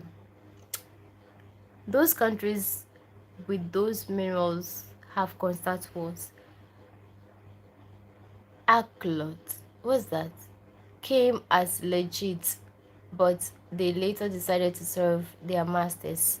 Yes, that's what they do. That's what they do. Sometimes they come and do the coups, and later on they say, oh, they want peace, so they want a civilian government, so they should vote for them. Then they will vote them into power, and they just continue to do what. Who is their master? It's not France. All these francophone countries, it's not France that is their master. You just have to mention their name. They see those countries as their properties. They see those countries as their property. Like one outstanding thing that this man said. He said that is one of the reasons that African Union like never held any water up until now. He said when they formed that African Union, anytime that some of these francophone countries would have their presidents would have to attend meetings when they are having the OAU meetings, they don't allow them to attend on their own. No, it is France that will organize a plane for them, put all of them together, and send them there. And when everything is done, when there's a policy that they want to put across, then they will now say that, like, the people that they are using as their managers would say that, okay, they want to go and review whatever policy they are bringing forward before they will now come and discuss it. After they have taken those papers away, they don't bring it back again. Like, that is the end of it. That is why the African Union thing that never came to fruition. Although there is still African Union, there's nothing good coming out of it, because they know that as soon as Africa unites, that is it. Hello, mommy, Indomie boy, hi. And it was like, me, I'm just, I listened to everything he said. So he said something else. That one is about Gaddafi. He said Gaddafi did what? He got to a time where he said he wants the whole of Africa should use one passport, but then the passport will just bear the country that you are coming from, but it will be an African Union passport, like how you have the passport for the European Union or something. I don't know if there's anything like that, but that was the plan. That was the plan of Gaddafi, and that was one of the reasons why they killed him too.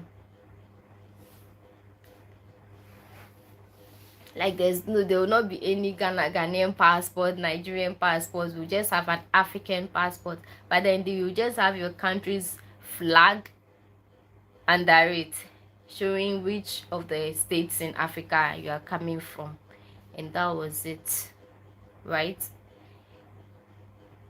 And because whatever he has ever planned to do, he was able to do it. When he started talking about, the whole of Africa having one passport, they said, this guy, he has said a lot of things that he would do, and he was able to do it. Buying planes for all African countries, building hotels with all African countries, helping them, giving them money. They said, this guy there, if we leave him, we are done. It will not happen. That's why this me dear, my love for Obama, dear, it ended as soon as I learned that, hi Jesus, it ended. Although whether I love him or not, he's still who he is. But that is it for me. It's because France made all its colonial countries as external regions of France, yes, and their presidents are considered as part of France, members of parliament, exactly. Hey Jesus, and all their money is kept in France. Can you imagine? And they said that before they even elect any president in this francophone countries, France must approve it too. It is not just about voting. You think that they are voting, but if they don't approve it, that person never. You see that if they don't approve it, they'll go and overthrow the person. All this. Something that is not for you. Me, that's what I don't understand. Something that's not for you. Why do you want to take it? Why? Why do you want to take it and leave the owners to suffer? At least you don't have to say that you want to. Just let them also enjoy. Like, let it be a contract. You benefit, they benefit. That is all. But I don't know why they want everything to themselves. I don't understand. And the funny thing is that they use people amongst us. They use people amongst us, not any other person. Hello, Davi, watching you from Canada. Isaac Otu. It's just, the name sounds familiar. The name sounds familiar.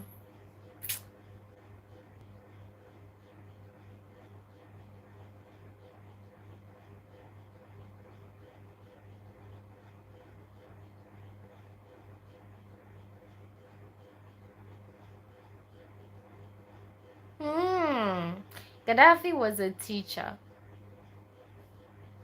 Hi, Glenn. Gaddafi was a teacher. Then during the puppet leader, they had after they got rid of the Libyan royals.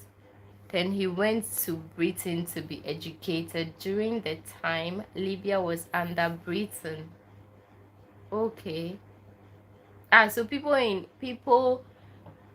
in Libya, were they speaking English? Libya, is it an English? I thought it was an Arab speaking country. I thought they speak these Arabian languages. I don't know they speak English. Glenn, hi.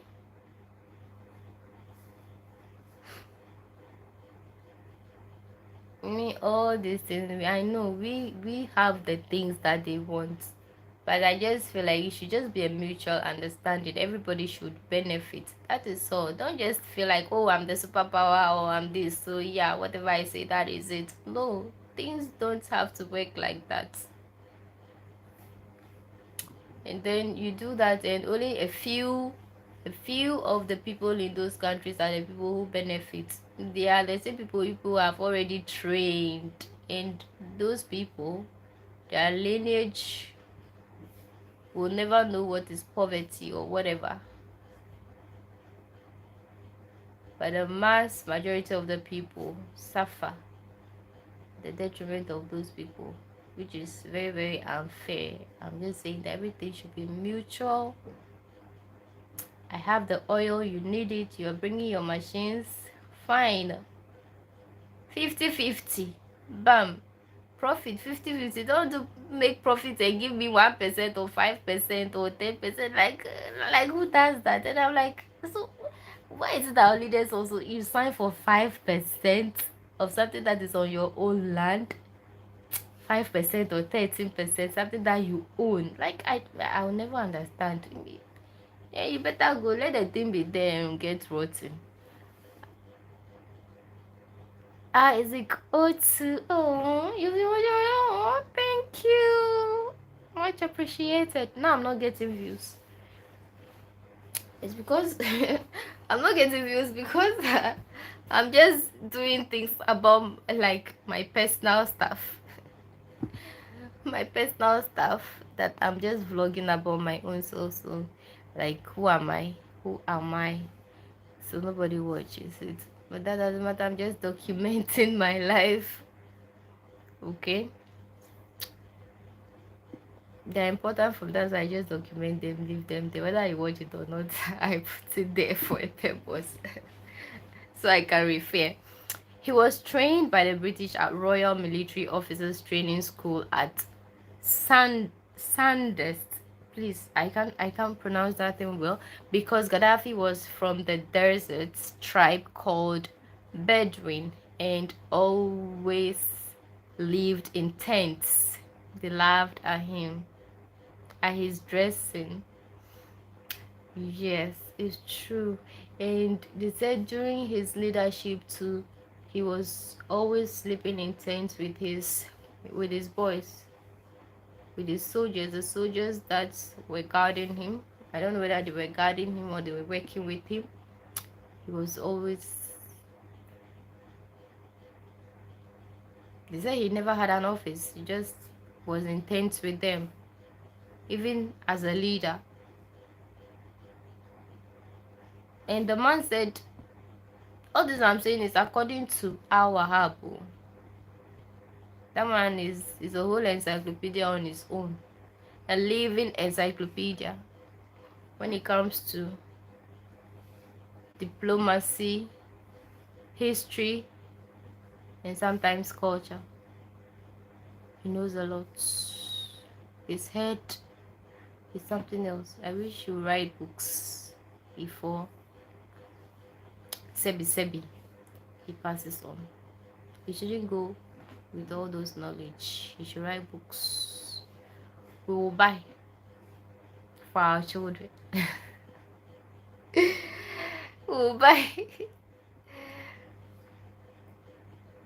for our children, so he should write books. There are a lot of people like that. This guy too in Kenya, he's also very good. DJ something something Bakoli or something, so he's also very good at this historical stuff. Those who did history. I just love history. I love to listen to things that have happened before me.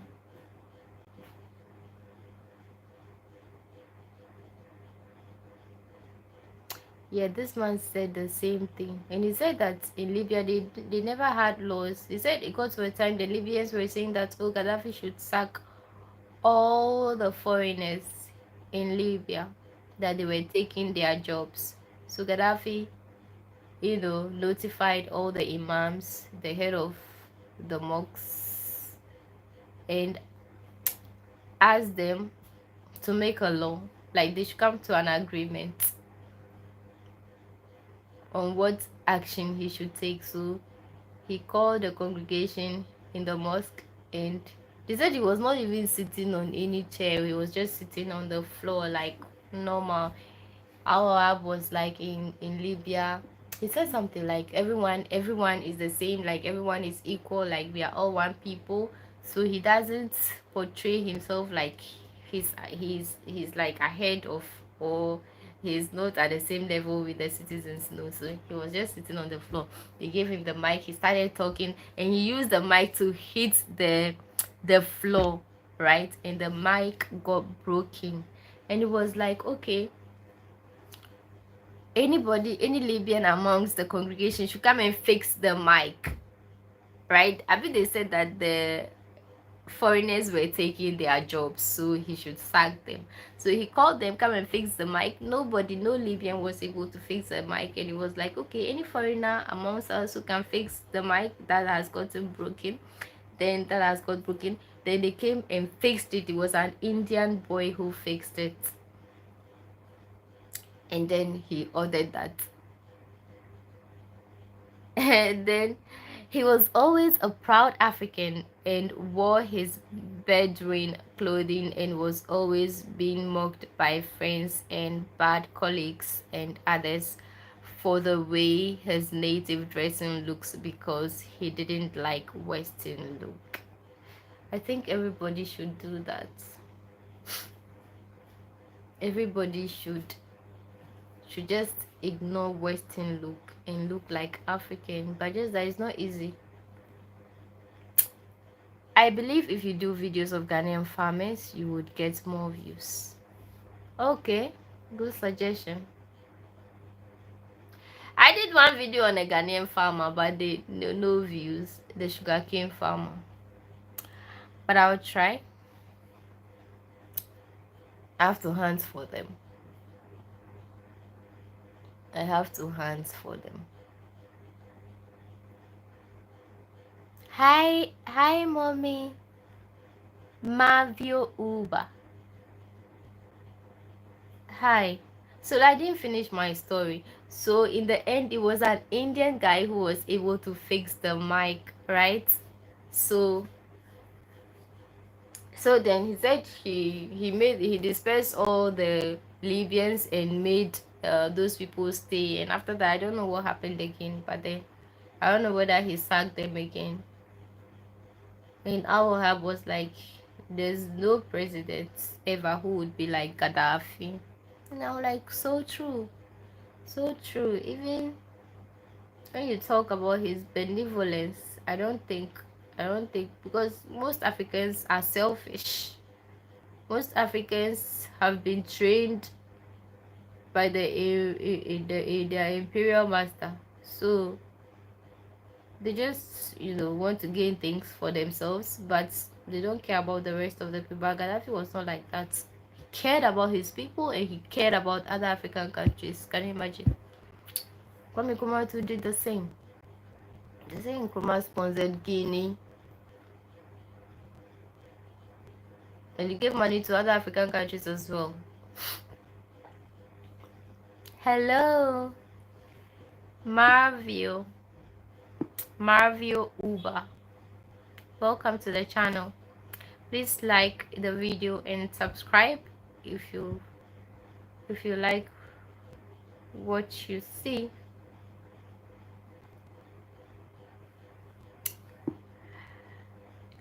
How I am fine. Oh my goodness. I love. When I see people from Nigeria, I don't know. I love to have people from Nigeria. The reason for that is that one day I got stranded in Lagos saying, this Nigerian guy doesn't know me from anywhere, but he just helped me like. But before then, the stories I heard about Niger, not be easy. So even when he wanted to help me, I was so scared, but he just helped me. And the one who hosted us, so that's why I love Nigerians. Although at the border, what we went through, when we went through, not easy. This border, but the border in Nigeria is not easy. It's not easy, especially when you board their bike. That their bike, when you are not really conversant with the place and you get there, these guys with the bike say, oh, we'll help you cross. They will connive. I don't know whether they connive with even the police or something. They connive with other workers there. They will send you to very. They have some shelters over there built with this coconut tree.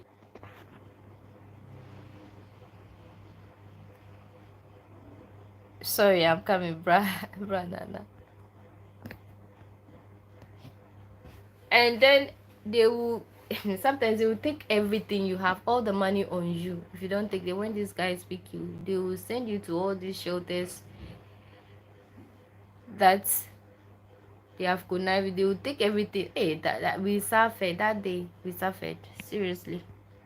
Got to a time I have to hide my money in my pants. That was when they couldn't take my money. But still, can you give us a 360? Oh, Marvio. I said I love Nigerians, but I don't love Nigerians who ask people on their life to give them 360s. Seriously, no. So let me read this. Poultry farming videos. Okay, I'll write it down. I have to write it down so that I don't forget. Sometimes I get ideas on what to do. I said I'm keeping it in my head before I realize everything is gone. He also tested, okay, let me read this one. He also tested those imams who were using their positions to behave and claim to be powerful, like the priests and malam and traditional worshippers. He got them tested and silenced them all. Oh, Gaddafi was damn good. I love me some Gaddafi. I think I should have a portrait of Gaddafi in my room because I love Gaddafi so much. Gaddafi used to travel across Africa by land with his convoy. Wow. And each place they stopped and slept or prayed, he gave them money to develop their town and also for a mosque. Wow. Interesting. This was just a great man that we have lost to the hands of the evil man. Evil. But this man said one thing that I know, that God he is the rewarder of every good or evil. He said, now bless Kampori, he cannot see, he cannot poop, he cannot do a whole lot of things on his own. And I'm like, okay, God, like I said in my head, God punish you. God is punishing you now. God is punishing you because you think he can just take another one's life just like that, as if you are the giver of life. No. The spirit of Thomas Sankara, although he has enjoyed his life so much, that blessed Cameron, he has enjoyed his life, gained whatever he was by in his old age. At least it's happening to him in his old age, which is not fair. He should have started with him long ago. But then at least that alone is okay, that God is alive, like God is the rewarder of every good and evil. At least. Wow. He gave them money for all that. He used to visit random mosques to pray along his journey. Oh, Did you see when they came to Ghana, every village they went through, that he stopped, he gave money to their chiefs and mosque elders I've never heard this brand Nana. Me, I was not living in Ghana. It was just recently that I started reading about Africa and all these things and videos. It was even YouTube video that made me got interested in all this. So researching, that's when I started. If not, I'm very very naive. I just knew about the small history that they taught us in GSS about the north and all that. Those ones I was very good in them, but even that one, it was just like chew and pull. Pass and forget. All my history is just about chew and pull, pass and forget. If not for YouTube, like my head is empty about all those things. I didn't even think they were necessary. Do you understand? But now when I hear about the cruelty against my people, I'm like, oh my God, why me? Why me? Why I was not interested? My father is a politician. But I wasn't interested, right?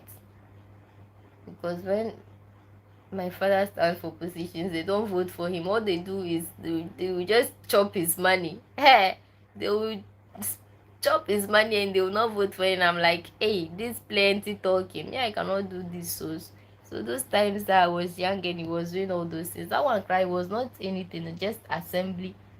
That assemblyman thing, district chief executive and all that, those were the things that he was standing for. And he would do a lot of campaign, like all that spend money. People would chop his money. And I'm like, me, I'm not into all this talk. No, no, no, no, no. I should have learned from him and follow his steps. Like, it would have helped me a lot. Now that I feel like, oh, I'm interested, but I've not learned a lot of things. Like, I don't have the education for that. So, I feel like, okay, fine. Let's pass me by. Let me just cool. But my father believes that the last time my father we were arguing about this things like Adafi, Traore and this, he made me cry that day. I cried and I recorded myself, but I'm like, I'm not putting this on.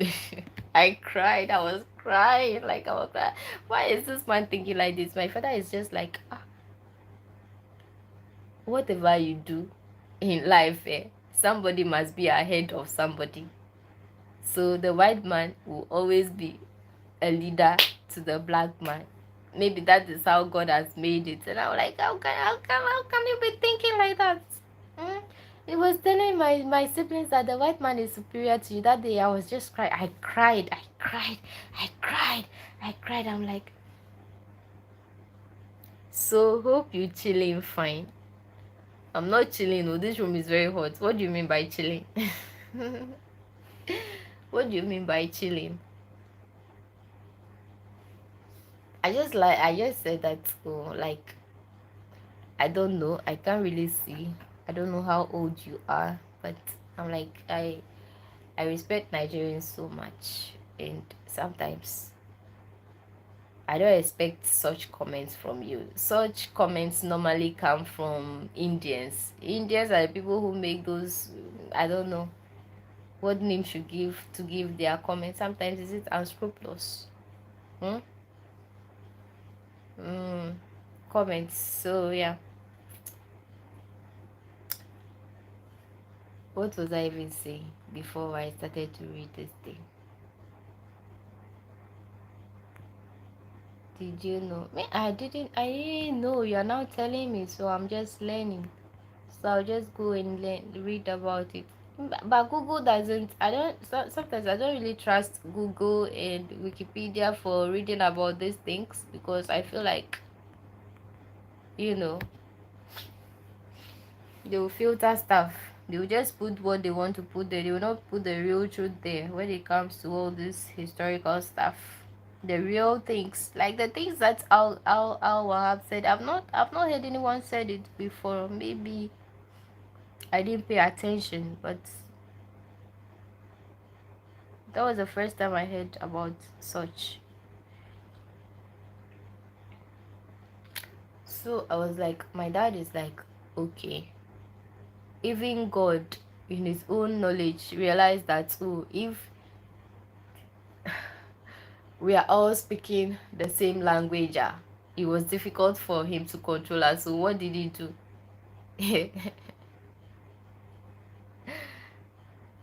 What did he do? He brought distortion amongst us. Everybody must speak different language so that we are not able to understand ourselves. That was the same thing the colonial masters also did when they were creating the borders. And it was like, oh, somebody must be ahead of somebody. Everybody cannot be rich. Everybody cannot be a leader. So the white man will always be ahead of the black man. Like black men, all we know how to do is to betray our own. That's what we know. All that the white man is doing, what do they use?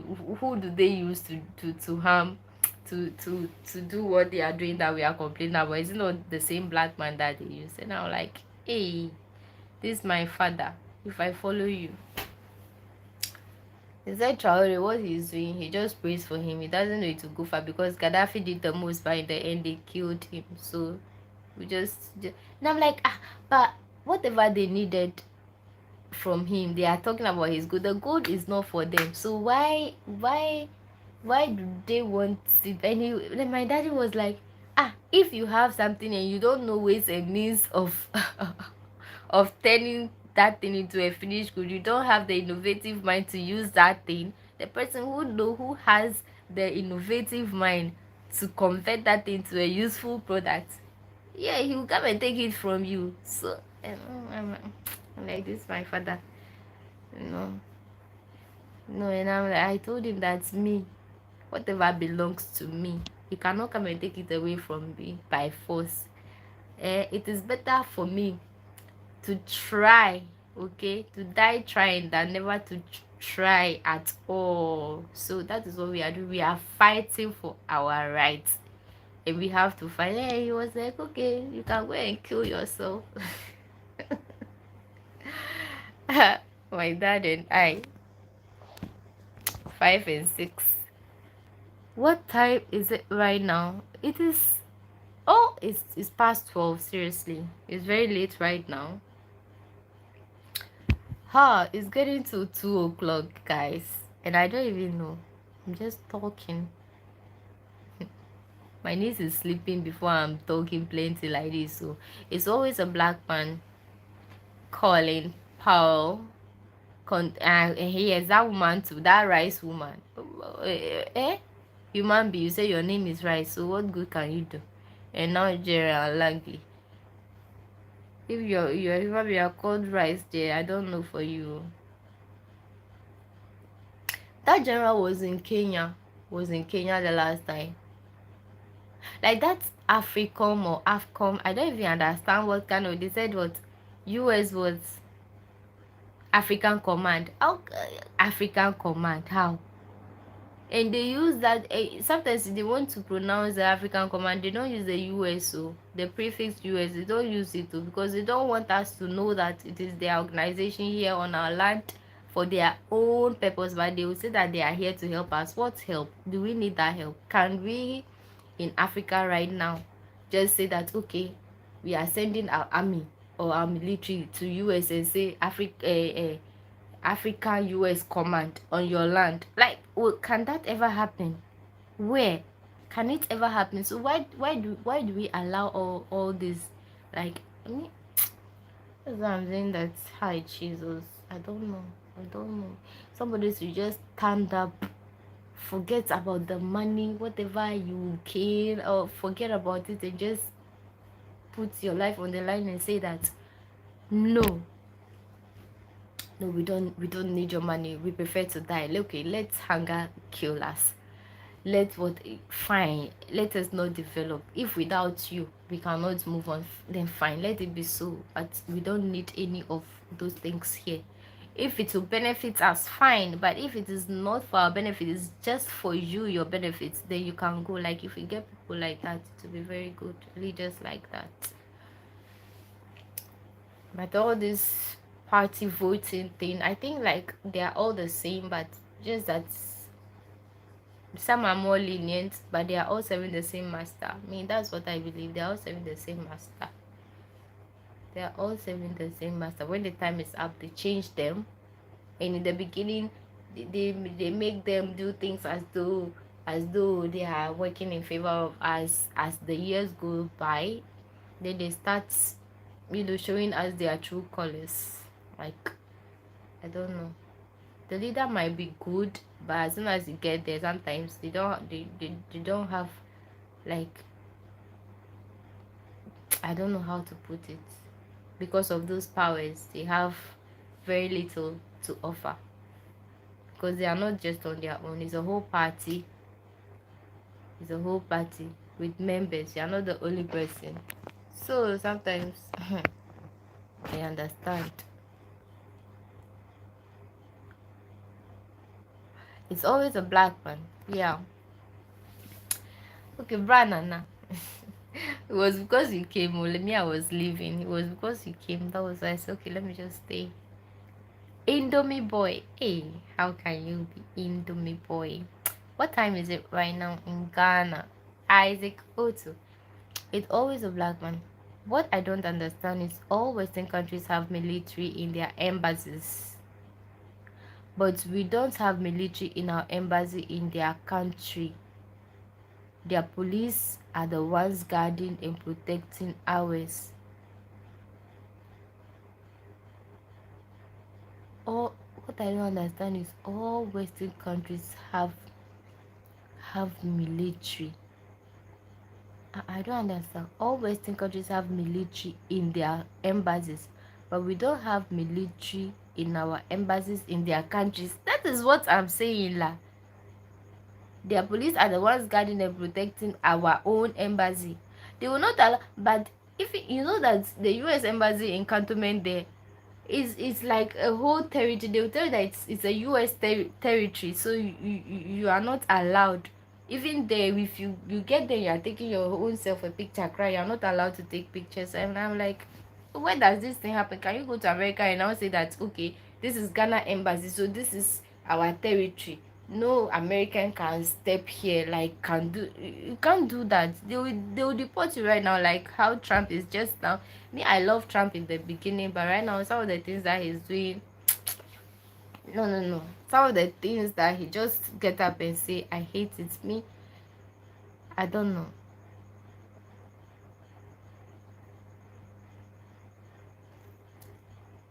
And they say their military is a military attached to Ghana. What nonsense is that? What nonsense? They say that it is not NATO. They are saying that it's not NATO, but it's still a US military base that is at the airport. They say they have given them a whole section of the Kotoka International Airport, and when they are even coming in, the US military is coming in, we don't have the customs or whatever, like the security, they are not checked. They don't need their passport to come. They can just come. And I'm like, can Ghanaian military go there, like, just like that? Can that thing happen? Can it happen there? Can it happen? Why is everything one way? Why can't it be mutual? And seriously, it's because they say Ghana is a peaceful country. I think they use Ghana like the gateway to enter countries that they are not allowed to do more evil. Yes, I read about it in the news. Yes, even this guy, there's one guy who wrote about it. And and Chrissy Pratt too made a comment about that also. They say recently Mama was asking, I don't know, that one just a hearsay, so I didn't read about it from any news handle or anything. And it's not everything on YouTube that is authentic, so sometimes when I see those things, I have to now go and research and see whether it's true or not. But let me just look for that thing and then read it to you.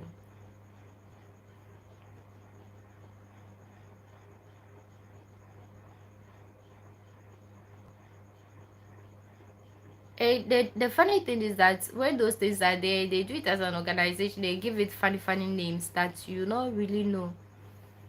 You not really know what it is.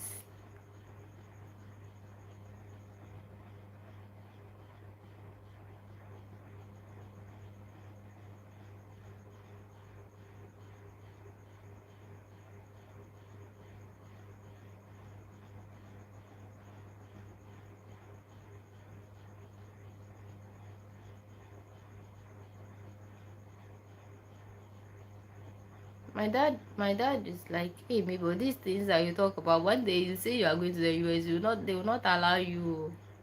You say you want to visit the, I'm like, okay, if they don't allow me, that is it. If they allow me, that is it. Because there's nothing I can do. The thing, it's not like I'm saying something that is not true. It's just the things that they are doing that is harming us that we are talking about. So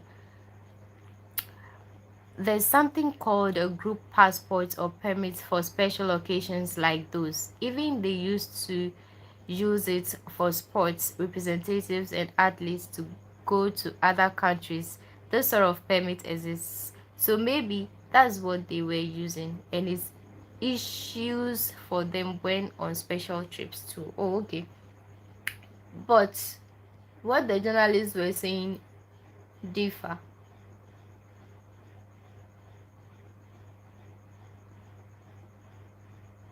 So on 1st January, this guy said, time for the US to close its military base in Ghana, a call for sovereignty and accountability. It's in Ghana, modern Ghana. That's where I'm reading it from. And the guy wrote, and even before now, before this one, Kwesi Pratt also wrote something about it. Very serious. They said, it's long ago. It is very long. The company that they are using is WALN. That's the name that they use instead of NATO. Should I say everything is allegedly? So they will not come for me. I'm scared but saying it. But I feel like that's just the truth. We don't need that on our land because they will not allow that for us on their land. So I feel like they're just taking advantage of us. The presence of the United States military base in Ghana has been a contentious issue since its inception. As the incoming Mahama administration prepares to take office, it is crucial to re-evaluate this agreement and consider its implications for Ghana's sovereignty and security. This article provides a historical background on how the US gained access to the military base in Ghana. The conditions, what's that? Which country are you? I am from Ghana. And okay. In Germany, if you go to the US Army base, you need to have your passport, and the person you are visiting must also check you in at the base, and they down US dollars there, not euros. Oh, really?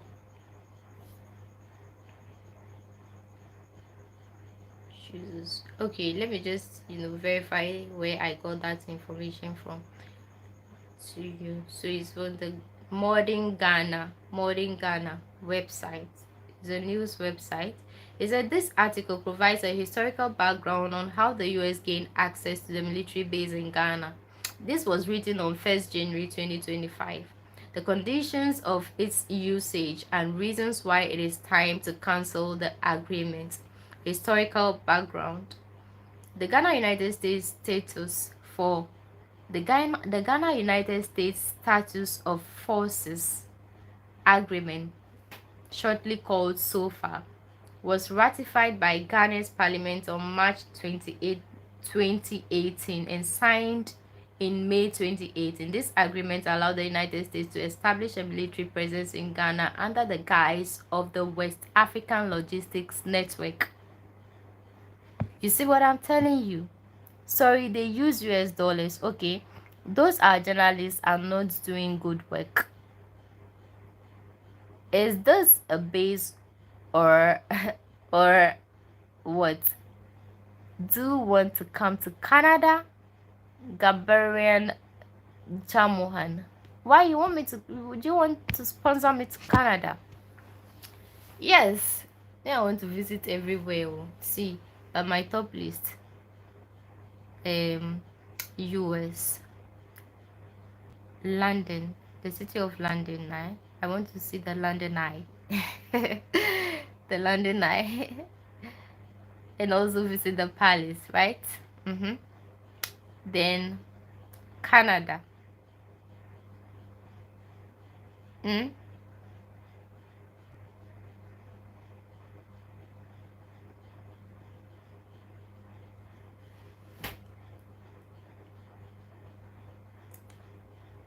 Because I heard a lot about Canada, about the Commonwealth, something, something, plenty of stuff. So, you said the journalists are not to be trusted, but when I read it and I went to check from Kwesi Pratt also, then I know that this is serious. Even before December 2024, Kwesi Pratt was talking about the same thing. Is it on Metro? You know, he does all these morning shows on these TV stations. He was talking about all these bases in Ghana, and it was like, we don't need them. They were coming to sign a new contract for like a whole lot. So Akufo-Addo did a stupid thing because he was scared that the Ghana army might do a coup to kick him out. Why? So if he was thinking that, that means he was doing something that he was not supposed to do. If you have a clean heart, if you have a clean heart and you know that what you are doing before God and man is the right thing, you will not be there be thinking that someone will come and kick you out. Me, I know that that man is very wicked, so me, I don't want to talk about his matter. His matter, I don't want to talk about. So you get your passport. I have a passport. I've always had a passport. Me, I can have my passport, right? Since I always had a passport, I'll keep it there to expire. I'll go and renew it every time. I have a passport. Okay. He gave them the permit, and I remember Ghanaians stood up against it. Why? That is my name. Oh, that is my name. My Sanskrit name given to me by godmother, my godmother. But you know, Mabel, when they are searching for like the names that I used in the past, when they are searching for those names, my channel doesn't pop up. It takes you have to do a whole lot of, you go through stress to get my channel. Gabarian Jagmohan, wow, what a name. Gabarian, please, which country are you from? Maybe you are in Canada right now, but me, perhaps you are not a Canadian. That's why I'm asking, which country are you from? So I want to read this to you. Though I can't really see very well, but I still want to read. He said that the historical background, okay, they said this thing was signed in 2018 on March. It was ratified in March and was signed in May 2018. The agreement allowed the United States to establish a military presence in Ghana under the guise of the West African Logistics Network, that is WALN, at Kotoka International Airport, Accra. Despite assurances from President Nana Akufo-Addo that Ghana had not offered a military base to the US, the agreement effectively granted the United States military significant privileges and access. That's the background story, right? Then it said usage conditions at the Kotoka International Airport. They said West Africa. You know, these are the funny names they give. And you hear it and think that the thing is African owned. Like there's no problem, but no, they are using it against us secretively. Secret agenda.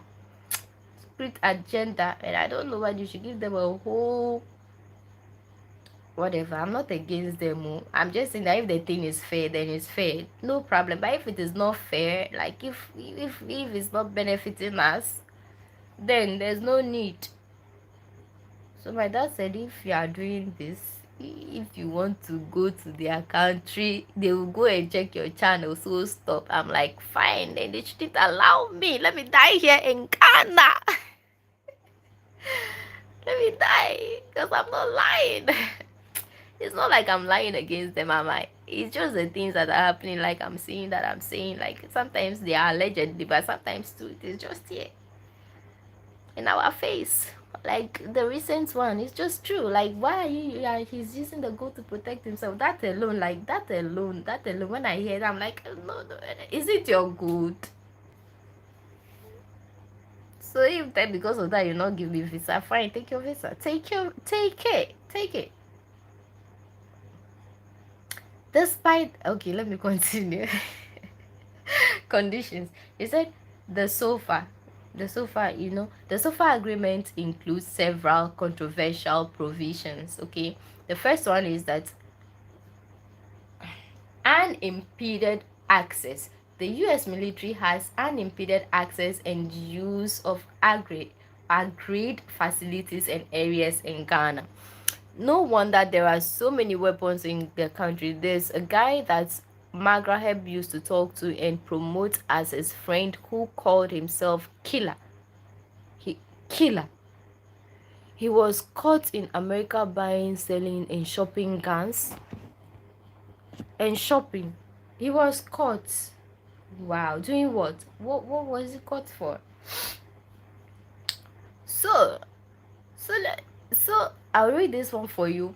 Then I'll go and look for Kwesi Pratt's, also.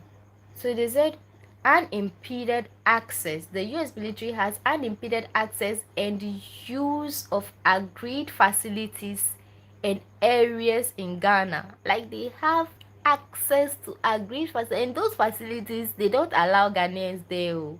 But they will allow US whatever there. Can you imagine? But that thing can never happen. Even blacks that are born in the US sometimes have impediments as to where they should go and where they should not go.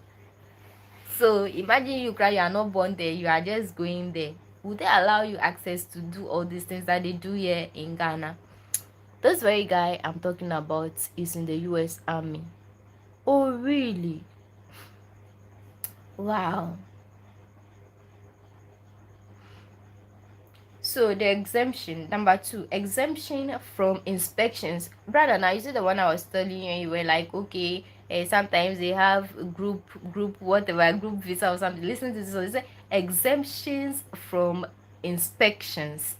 US military aircraft and personnel are exempted from boarding and inspection by Ghanaian authorities. Did you hear that? They are exempted from boarding and inspection by Ghanaian authorities. And they also say that privileges beyond diplomatic norms. US soldiers can enter Ghana without passports, using only their US Army identity cards. Then number 4, operational activities. The West African, what's the full name? The WALN, that their base that they have named it West Africa, so that when we hear West Africa and then we think that it's our own. It's a lie. It's not. It's for them. The West Africa whatever has taken over one of the terminals at Kotoka International Airport, with US soldiers frequently arriving and departing, potentially for operations in other West African countries. That's what I'm saying. For example, right now that in Burkina Faso, they say, okay, we don't need all these people, like they're sacking the France and all these people, that okay fine, you've been there for so many years, you couldn't help us fight these people, so go, we are going to fight these people on our own. And they are fighting that no, they don't want to leave, we'll help you. And he was like, no, just go, we don't need you because you've been there so many years, you've done, like, you caused more harm than good, so you can just go. Now, you now let these people come and be using this place and get easy access. Perhaps they could use us to get easy access to these people. Me, that's like, you understand. So that's what he's saying, that okay, operational activities. The one has taken over one of the terminals in Kotoka International Airport, with the US soldiers frequently arriving and departing, potentially for operations in other West African countries. That's very possible. That's very, very possible. And now he's giving the reasons for those activities to be cancelled. Have you noticed what's happening in the north? Yes. Have you seen the weapons those tribes are using? And as Branana, yes, I think it was due to what was happening in the north that how do they call it, when Trump said that Ghana is not safe any longer, people should not visit Ghana, and that kind of, all those kind of things. I think that was the reason. And recently they brought some armored cars. I don't know if that's how they call them. A lot of them, I saw about 6 or 4 on television or something. They brought them to Ghana, that they are using it to fight the northern border of Ghana, like.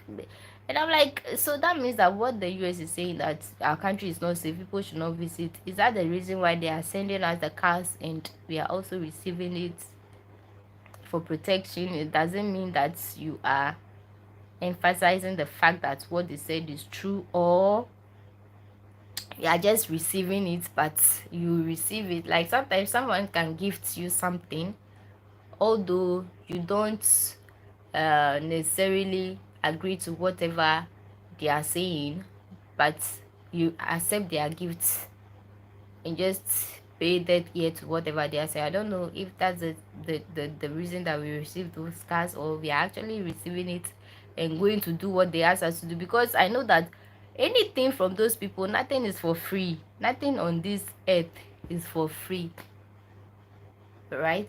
Especially coming from, so do you know that these guys can come even individually as tourists? Yes, they can. They can come. So let me continue. So the reasons to cancel the agreement. So this guy who has written this article is urging the new government that they should cancel the agreement, and is giving them reasons to cancel them and ask them to leave our soil. Like, we don't need them. We don't need them. He said the agreement undermines Ghana's sovereignty by granting the US military extensive privileges and control over strategic facilities.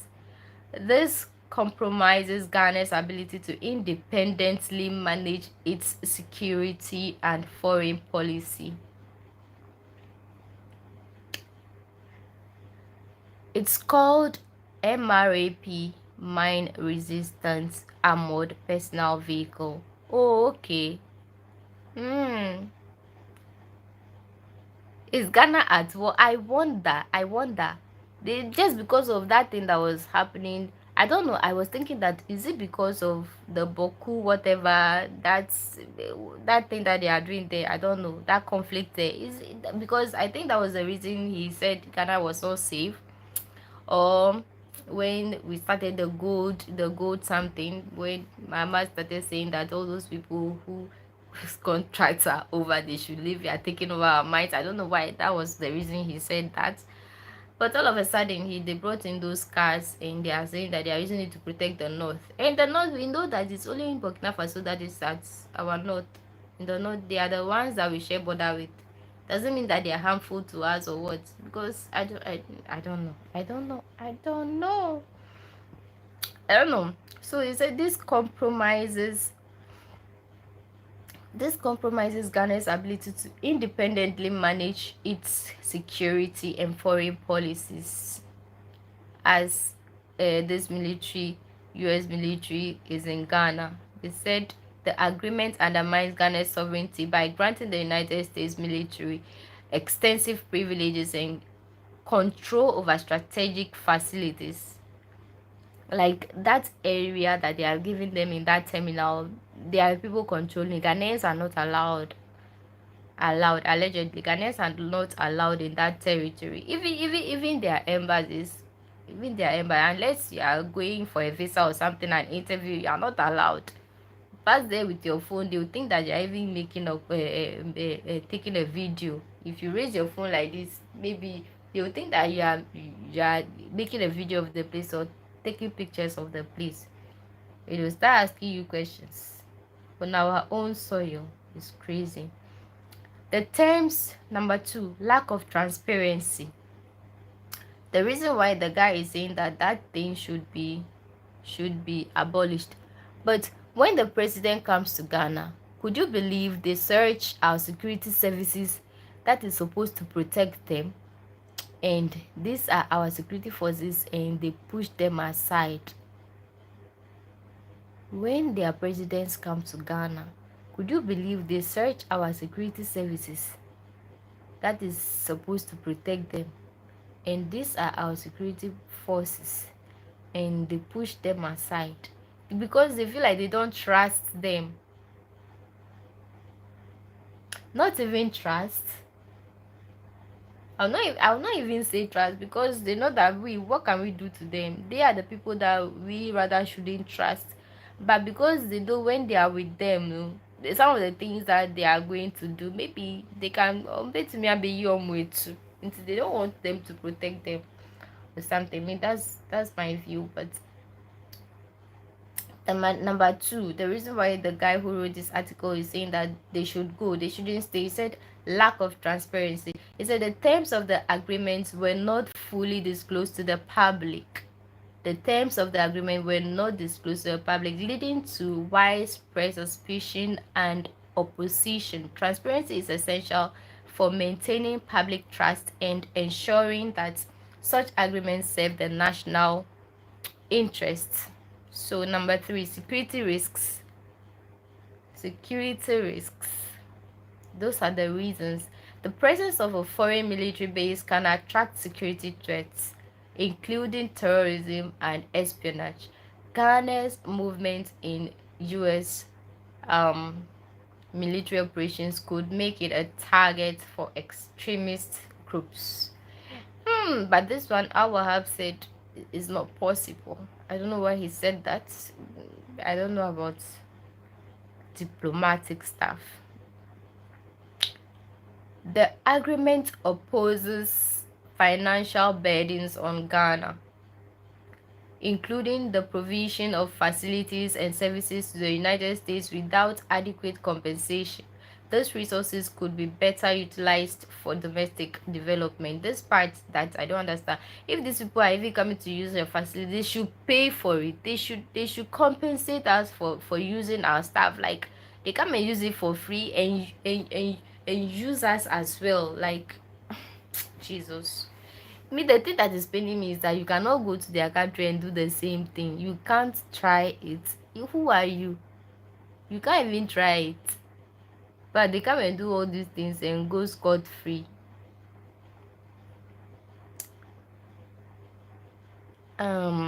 Recommendations for the Mahama administration: renegotiation or terminate the contract. He said they should renegotiate it or terminate it. The incoming administration should prioritize renegotiation the SOFA agreement to ensure it aligns with Ghana's national interests. If renegotiation is not feasible, termination of the agreement should be considered. Number 2, strengthen sovereignty. His suggestions to Mahama, right? He said reassert Ghana's sovereignty by ensuring that any future agreements with foreign powers are transparent and equitable. That is it for me. Equitable and subject to public scrutiny. They should come and sign things that the citizens don't know nothing about before you realize, oh, this has been done and that is it. They will take loose. Sometimes I think that these people, we are the people who voted for them. If you are going for all these loans, I think they should even discuss with us, like, publicly. Let the citizens decide, are these loans going to benefit us? What are you going to use the loan for? You are not going to take that loan and say that you are coming to use it to pay workers in your institution, because who does that? It's not an investment, right?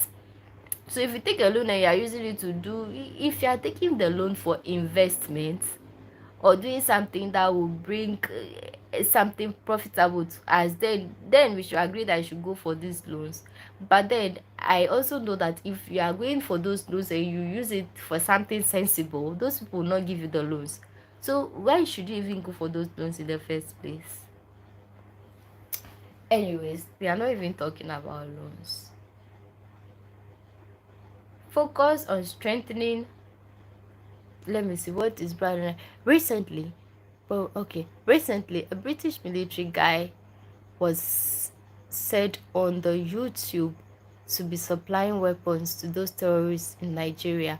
I bet you. I listened to is it I don't know his rank from the army. He was talking about these NGOs that come to the country and say that okay, they are there uh to mitigate the terrorism and all this stuff that is going on in Nigeria. And to his surprise, he said that these people, when they come as NGOs, what they do sometimes is that they are on both sides. They will be talking about human rights, like they will be fighting for the people, like the terrorist group, and also saying that they are crying for the people they are harming. And they will say human rights, and say, how can you be talking about human rights? You are supporting the one killing the people, and you are also saying that you are supporting the people that are being killed. Like such contrast. How can you? I don't get it. It's either you are here or you are there, right? You can't fight for human rights for someone who is killing the other. Like if you kill, you have to. If you like someone has killed someone and they take those people to court, like these are instances even in Ghana. They will take the person to court and they will say that the family has come to beg or something because the person knows some big man somewhere. Because of that, someone who has killed somebody, they will let that person go scot-free. I don't think that thing can happen anywhere, right? Even that person will not be given death sentence. That person has to be detained forever according to the age of the person. They should be detained and be there, because someone cannot kill someone and be let to go scot-free. So yeah, that Nigerian military person was talking about that he doesn't understand, like these people are the same people supplying uh those um those guys. Also, yes, exactly, the man said the same thing. They even feed you, they'll even allegedly give them food. Those people, then they'll use it in the name of human rights. I don't even know what kind of human rights is that. So the people that are being killed, they don't have rights. Also, to answer your question about this deal Akufo-Addo did to settle them in Ghana, is exactly to what Congo president recently did with his country's resource, because he is scared M23 will cast him.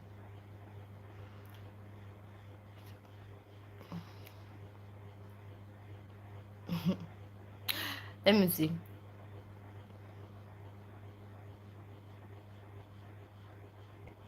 Yes, exactly. They use the NGOs to do a whole lot of tragic stuff to us just in the name of NGO. And we will be thinking that, oh, these people are here to help us. Look at the things that USAID was doing. Allegedly, even this one is not coming from an African, it is their own congressman who was saying it, that they were funding Boko Haram. They were funding, that's what they do. Like, I'm not the one saying it. They are the same. So if you listen to this and say that me, I'm not good, so you not grant me visa, I'm not the one who said it. It's your own congressman that said it, that this is what they are using. You guys are sponsoring. intentionally, for just for what you guys want something that we have, just come to us. Let's negotiate that. Okay, even if it is the machines that you have, you bring your machines, fine, it's your machine, but this is the percentage you are giving us, we are all benefiting. But don't feel like you want to come. Look at the gold that you guys have, gold reserves in UK and all that. Meanwhile, there's no gold in your country. Where is all that? Where is all that gold coming from? It is from us. With all that, you are not content. You still want more. Right now, when the things are happening, you not be hearing the Britain or England or whatever. You not be, but secretively they are behind it, supporting secretively. You just be hearing US, France, but they are there. It's not like they are not the secret superpower. They are secret superpower. Is there any American here? Do you know what American passport says? No. What does American passport say? What does American passport say? What I'm reading says, I'm not even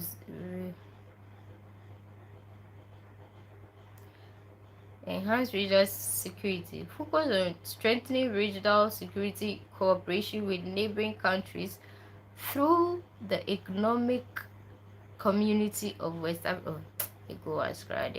To address common security challenges without relying on foreign military bases.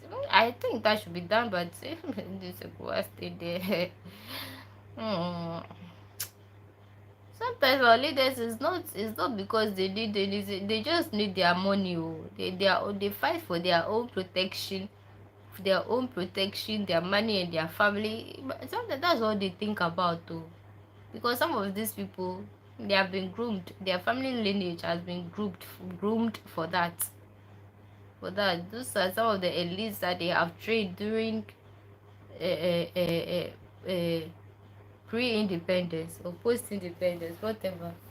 So it says that this bearer of the passport is an American citizen and should therefore be given a through passage or offered assistance if needed and with no impediment. So let them through. What nonsense! Ugo comic, hi. It says that the bearer of the passport is an American citizen and should therefore be given a through, what's that? Given a through passage or offered assistance if needed. Fine, assistance, anybody can be given assistance if that assistance is fair enough. If needed and with no impediment, let them through. No, but that doesn't mean that they shouldn't be checked. That one is when they need assistance, but at least when you're coming, you should be inspected. Everybody passing through the airports are inspected when boarding or whatever. But why is it that only you, they shouldn't check you? What if you are coming to destroy all of us? What if you have a bomb? You have a bomb in we don't know, so we shouldn't check you. But that doesn't mean that, no, if because of you assistance then to the detriment of a whole number of people in a country, then that thing, it can't hold water. No hindrance and rather offered assistance and let them through. I forgot about the no hindrance and rather offered assistance. Hey Jesus. Hey Jesus. Those people holding this passport, they are enjoying. I'll ask one of my friends with American passports to read or to just take a picture of it where they have written that thing to send to me to read it. In our passport, what is there? Maybe they will write that if this thing is missing, if you find this, bring it to this, or it's a property of Ghana government or something. Maybe that's what's written on our passports. I'm not sure. I'm just saying.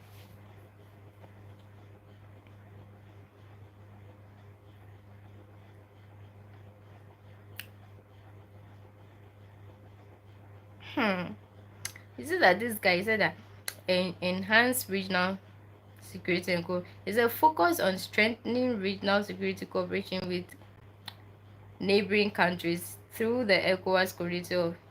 to the Economic Community of West African States, ECOWAS, to address common security challenges without relying on foreign military bases. Invest in domestic security infrastructure. Allocate resources to enhance Ghana's own security infrastructure and capabilities, reducing the need for foreign military presence. Those are the things that the guy is suggesting that President Mahama should do, and let the US military go, leave our soil. The presence of the United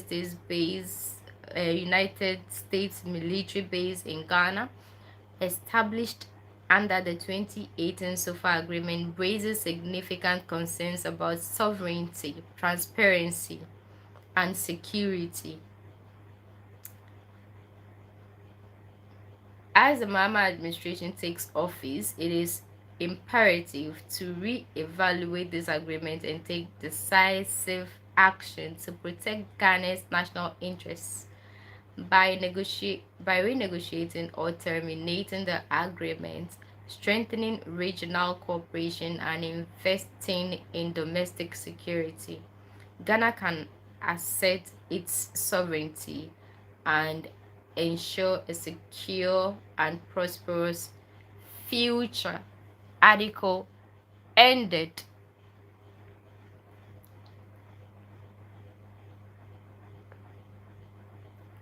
It commands you not to be of any hindrance, so you cannot be of any hindrance or impediment in any means or reasons to the bearer of an American passport, because it commands you and you must obey. That is that what if the person is coming to harm me? That thing cannot hold water in all situations.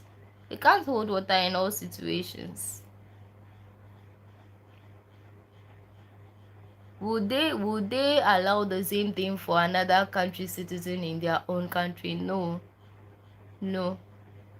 So this one, if he is but I'm even saying that these people, they don't even have to present their passport to, for us to even know that, oh, they are having a passport that states that this and this shouldn't even be done. They come with just their ID cards. In places that they are, we are not allowed to go there. And the the part that I do not like is that they can't be checked too. They will not, Ghanaian security cannot check the when boarding or whatever, they will not be checked. Just fala now about free fanfu now about wabako. Hey, free sir. But do you know what Ghana passport says? That's what I'm saying, that even my own passport, I do not. Let me go and pick my passport. I was saying that Ghana passport will be like, if you find this passport, it belongs to Ghana government. So come and give it, present it to this and this office.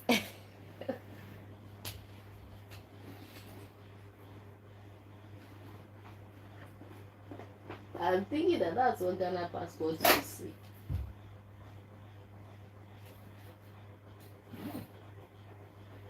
Do I even know where I've placed my passport?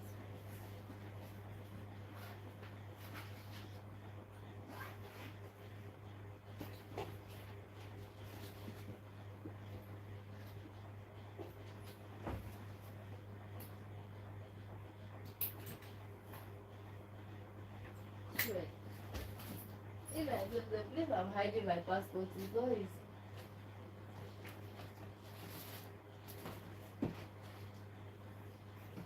The place I'm hiding is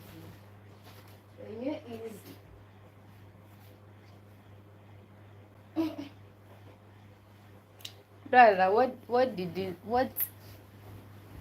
does it say? In a makeup phone. What does it say?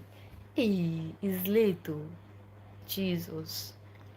Yet, hello. Yet they are always being of hindrance and impediment to us and other countries when we get there. These people. It's crazy. That's what I'm saying, that everything should be mutual. Do unto others what you would have them do unto you. Me, that is my policy. What I do to you that you will not like, don't do it to me. Like when you do it to me, like I don't like it at all. That is when you see that me, this girl, she's not good. I just start bursting out. The American passport commands the immigration person, but ours begs them.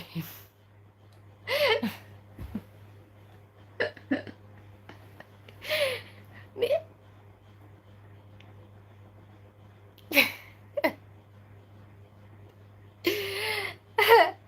me, I was just even thinking that maybe ours will say that, okay, if you find this passport, it belongs to Ghana government, so bring it to this and this location. Or call this number. I know, right? Most of the time, that's what they write behind our ID cards. It's crazy, but the US is saying that do not impede my citizen from entering your country. It's crazy. But that thing, it can't hold water. We have to check them. What if you are coming to bomb me? What if I'm allowing you and you just use something to pomel my eyes and I'm gone? Yeah. So you need to be checked. You need to be checked.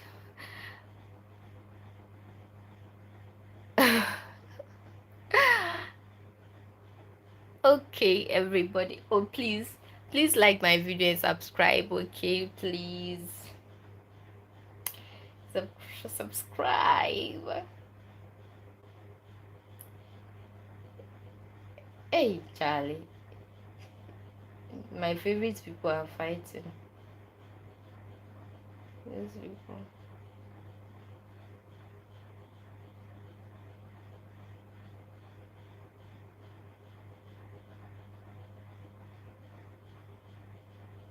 People, why are you not subscribing?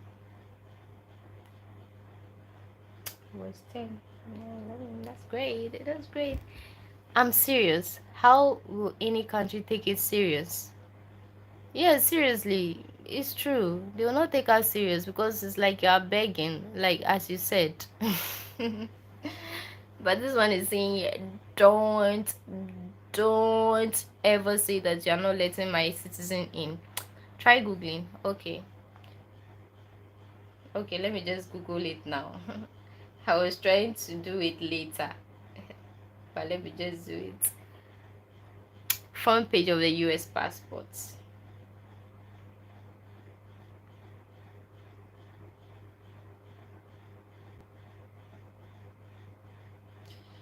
Close my eyes.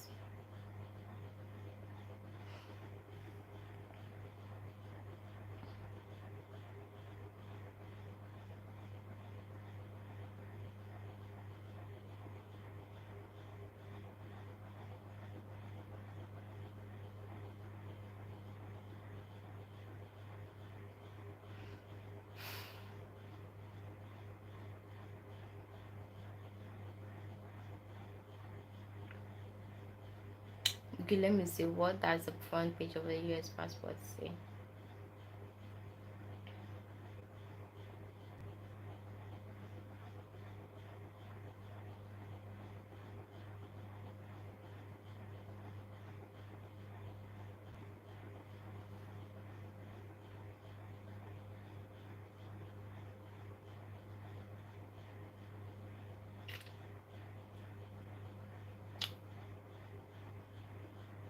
The US passport contains a quote from George Washington. Let us raise a standard to which the wise and honest can repair.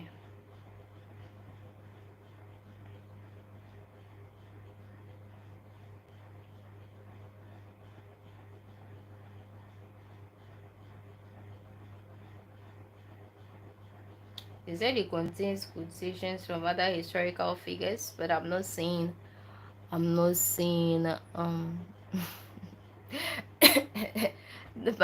favorite people right now, they are not my favorite people. Elon and Trump, they are fighting. You've not heard?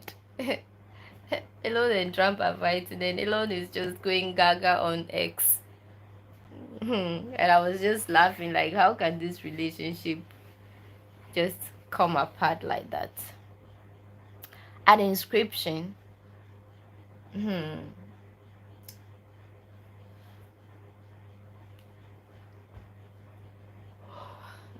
I'm feeling sleepy. Um, is this on the front page? Because when I read the front page, you're just giving me quotes of George Washington.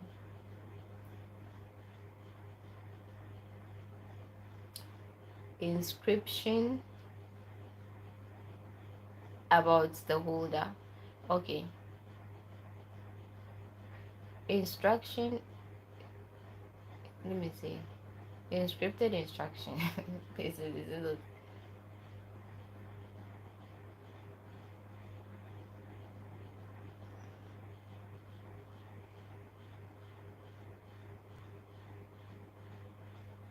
I think Branana has a US passport. Branana, Branana, I don't even know where he's been talking from.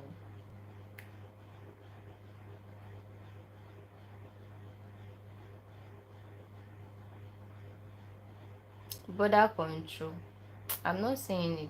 He said the inscripted instruction in the US passports is US citizens are required to show proof of US citizenship to enter the United States. This statement emphasizes the responsibility of the US citizens to provide identification. No.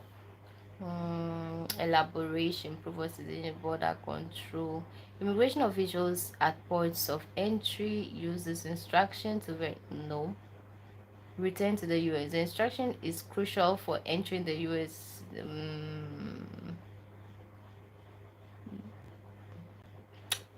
Third party. Appointments, location, and fees. I can't find it. Agrada. Me, I don't. This no. These people who insult on social media are not the people I follow like that. Because these are just insulting people. These are rather taking monies from people from my village before, so I don't I don't really. When she was doing that money doubling, people Jimmy and they also carry money. If the person knows how to double money, why doesn't she double her own money? You carry your money to the woman to double, and and the woman took your money and never double nothing. So me, I don't listen to those people. Maybe I'll just bump on them on YouTube, and they are not people that I just get out to go and look for.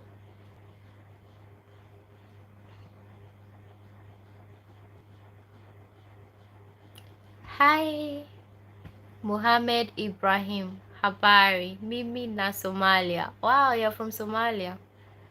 Welcome to my channel. Thanks for joining. Please like the video. Oh, so I don't know. Maybe the search terms that I'm using are not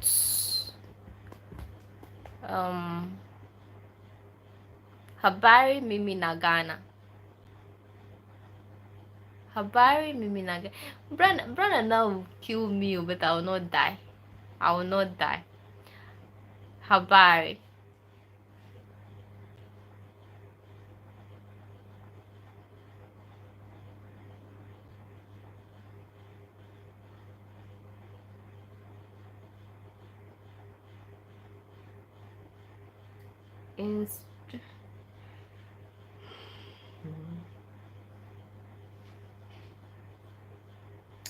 Inscription in the US passport, that's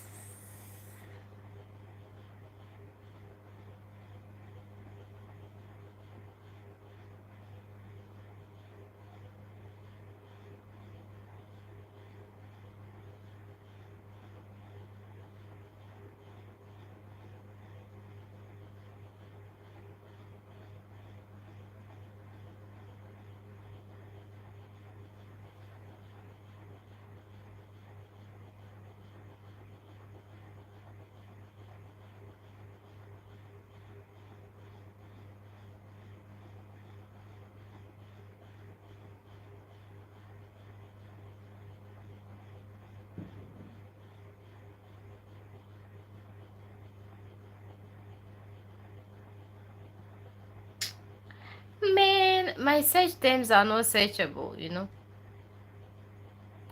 Habari. Of course, I do use WhatsApp. In this age, even deep in the villages, they use WhatsApp. Nairobi. Wow. Karibu. Karibu sana. Nakuru. Oh, you are from Nakuru. Yeah, is it not Nakuru? Sorry, but I'm just asking. Is it not Nakuru that they say it's a slum or something? Nakuru. You know she's naturally a light skin like you. Who? Agrada. I don't know. I don't know. I don't know. Nakuru, yes. How is the water situation in Nakuru? Yeah, because I've seen something like that. That place when it rains, oh my goodness, the people go through hell. They try. I love their resilience. Wow. Yeah, she's fair. She's fair.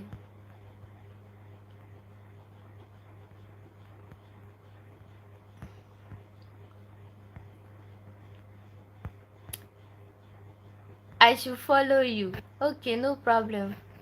Are you a YouTuber? I'll follow you. It doesn't matter.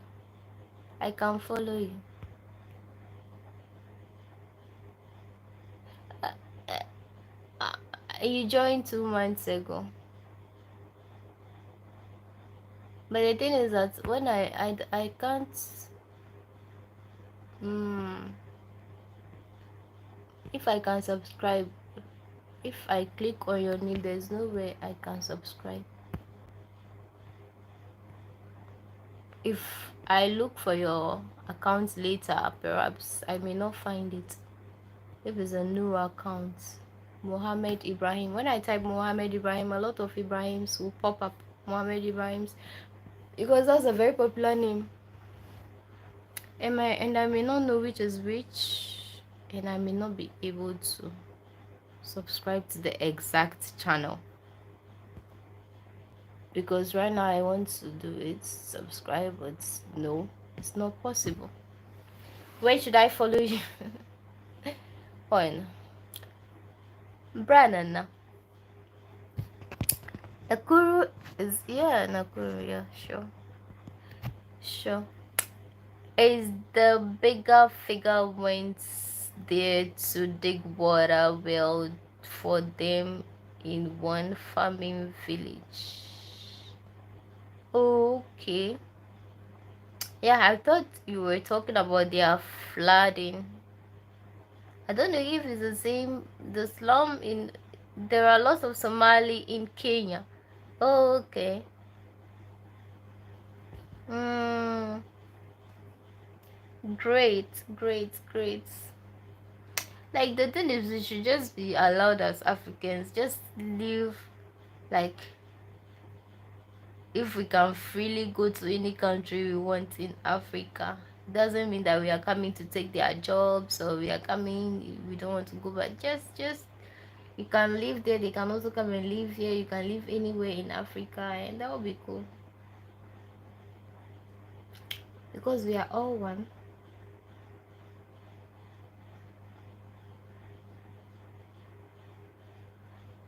But one thing I want to find out is that, were Africans themselves living as one and understood themselves, and they were trading amongst themselves before the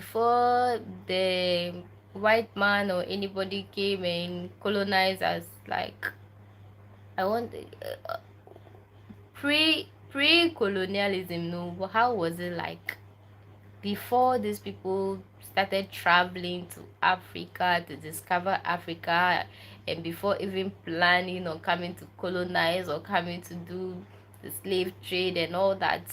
Like, how was Africa like? What was the status of Africa before that time, because still we have a whole lot of languages. Did we understand ourselves before then?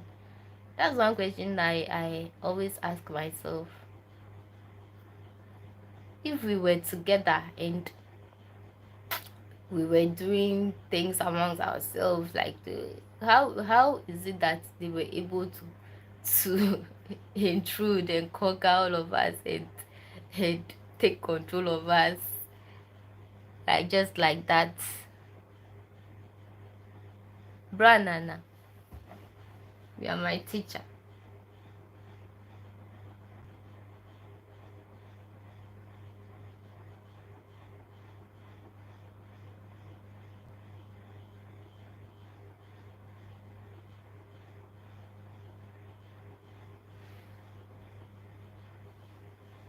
This thing keeps, why is it doing that? There are, okay. Oh jeez, I've been here for 3 hours and counting though, Mabel. Let me see the time. It's almost 3, Mabel. There are many people in Beidua, like and teachers from Kenya and what's that, Beidua, and they are ready to pay thousands of dollars. Can you come? What's that? I thought it's Brown and not even writing the thing. Okay, good, good, good. There are many people in Beidwa, like, and need teachers from Kenya, and they are ready to pay thousands of dollars. Can you come? Teachers from Mabel, I found it. Look at the AI overview in Google. You will see how it commands.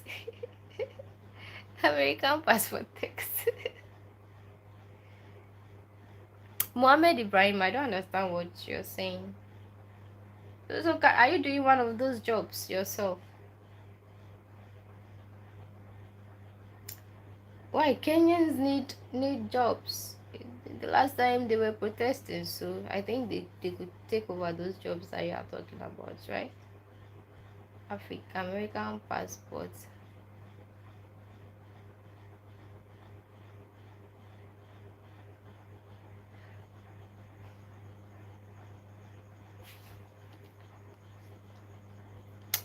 Beidwa city in Somalia.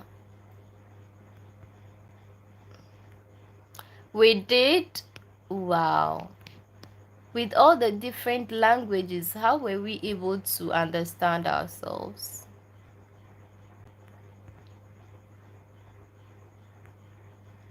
Mabel, Google American passport text. It's all there.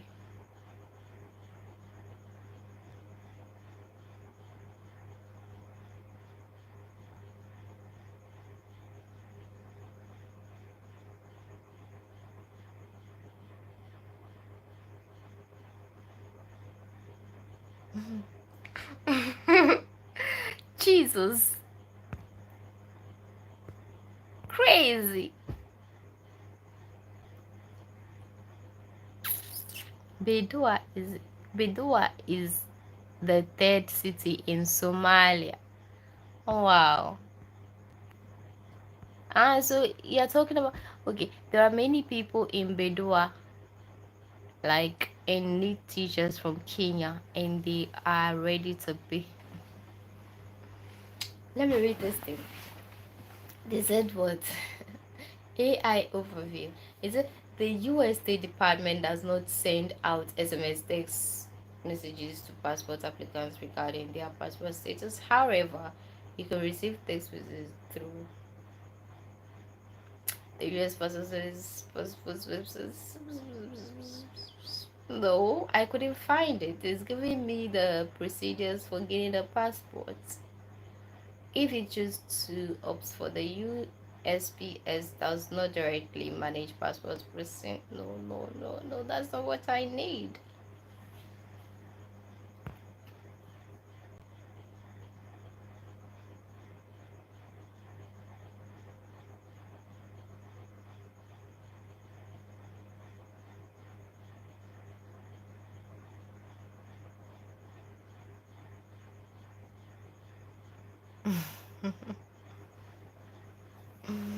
Can you speak Igbe? Hmm?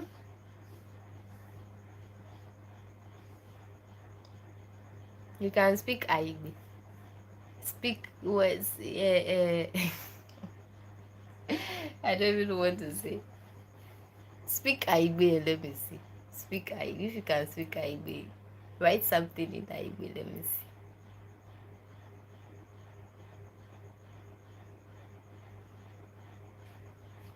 But I still can't find where I typed the thing, but it's showing me the process of getting a passport.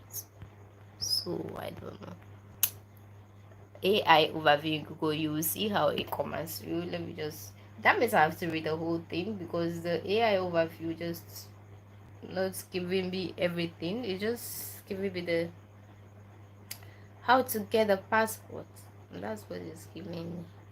You see, the US State Department are not send out SMS text messages to passport applicants regarding their application status. However, you can receive text messages through the US Postal Service. If you choose to opt for USPS does not follow does not send you the SMS text. Apply for passports online, provide your contact information, opt for this. Other ways to get your passport. No, no, no. I still can't find it.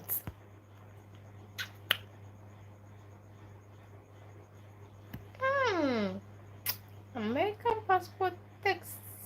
American passport text. The same thing I typed.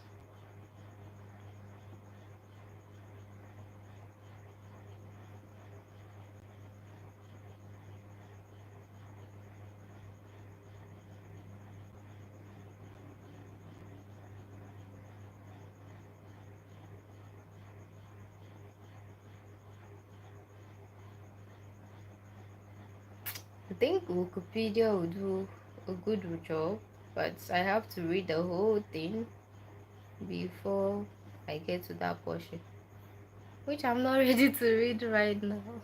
I'm lazy. I should read it out. Okay, no problem. After reading it, I'm going to sleep. You see, my eyes are red. Okay, going to sleep. So the AI overview.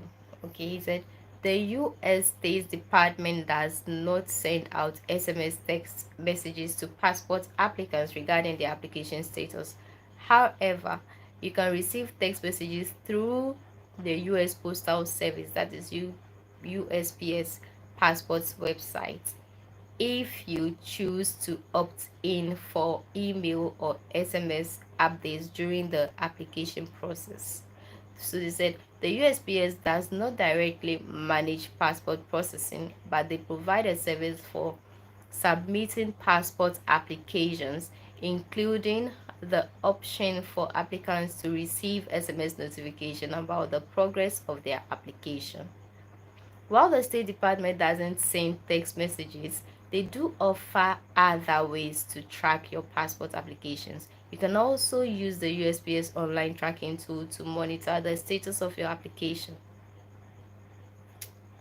I've not seen it. So you said I should read it out. This is what I've seen, and I'm reading this one out. It said to receive your SMS text, apply for the passport online through the mail. You will need to complete the necessary forms and submit them with the required documents. And then it said provide your contact information. This includes your email address and mobile phone number. And number 3, opt for SMS updates. During the application process, you would have to opt to receive text message notifications about your passport status. So yes, no, yes, that's why I didn't want to read it out. Just not it. So I don't know why I'm not getting it. So compare the passport bouquet card, find processing times, fake photos. I don't know. The message reads in English. The secretary, what is the wording of the US passports? Okay, let me see. The message reads, the Secretary of State of the United States of America hereby requests all whom I've seen it. I've seen. Oh my god! But if I click on this one, I have to read the whole thing. That one is Wikipedia. Oh Jesus! I have to. I have to read the whole thing. The place is gone. I don't want to read the whole thing. It's very long before I'll come to that portion.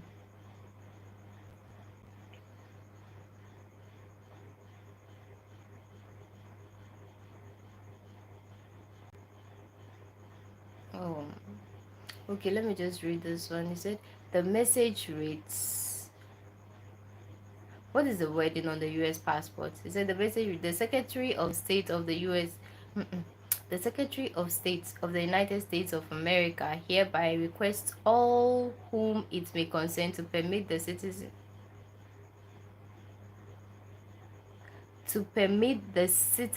or national of the United States named herein to pass without delay or hindrance, and in case of need to give all lawful and aid protection." Hmm, it's crazy. The Secretary of State of the United States of America hereby requests all whom it may concern to permit the citizen or national of the United States named herein to pass without delay or hindrance, and in case of need to give all lawful aid and protection. That's why they said lawful. So now to let them go without hindrance. So we shouldn't check them. Anyway, it doesn't mean that you shouldn't check them. They should be checked, right? I'll check you, but it also said that without delay or hindrance, and in case of need to give all lawful aid and protection. Hey Jesus, let me read it again. It's funny.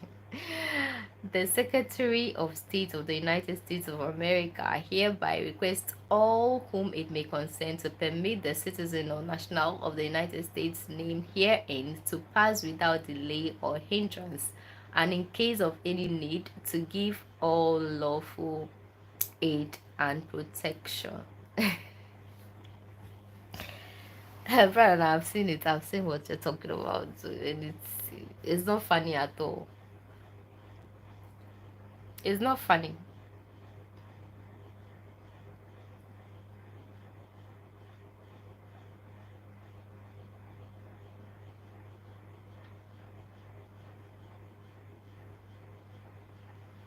So they are all commanding us.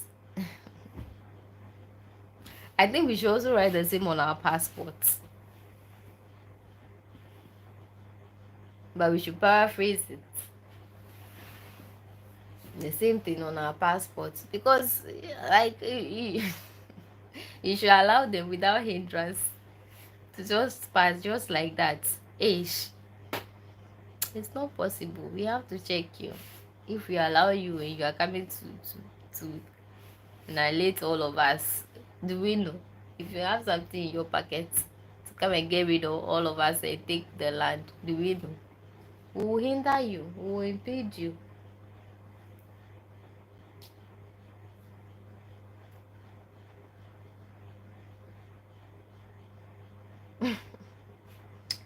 The Secretary of State of the United States of America hereby requests all who be to be concerned to permit the citizen of the United States named herein to pass through without delay.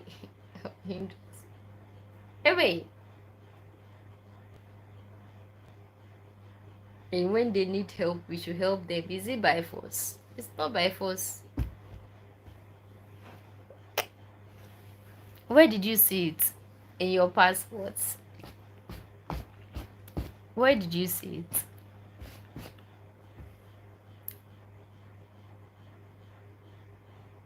Ah, let them through.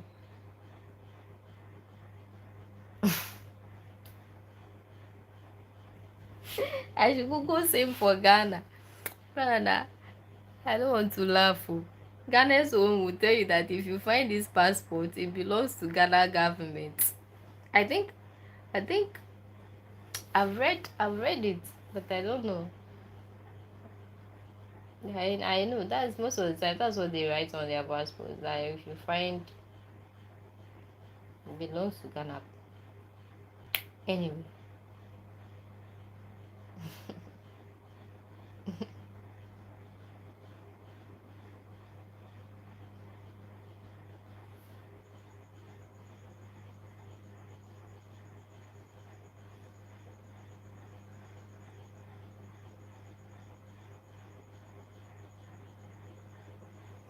yes, so that's what I did, man. I just did Ghana passport.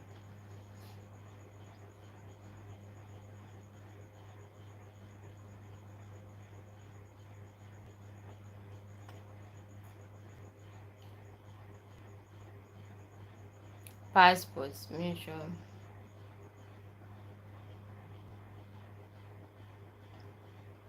I know it will be difficult to find, man. Application.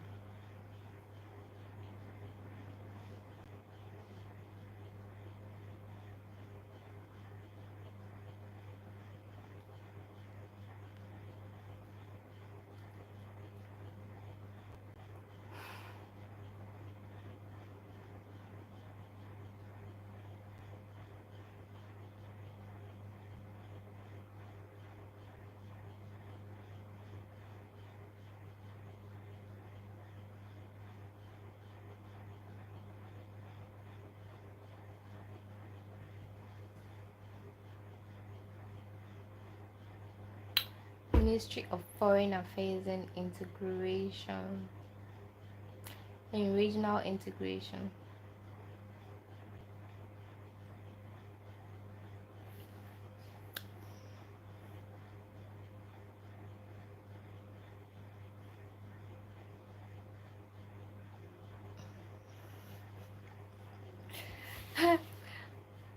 Is that what they do?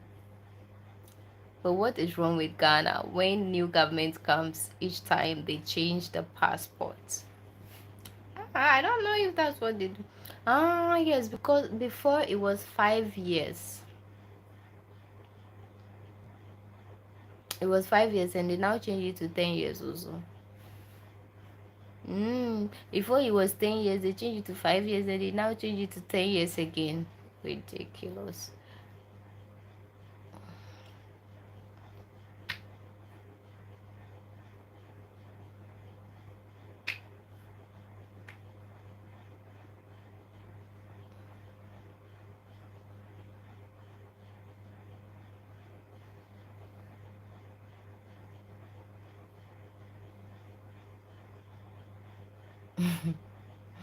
Yeah, brother.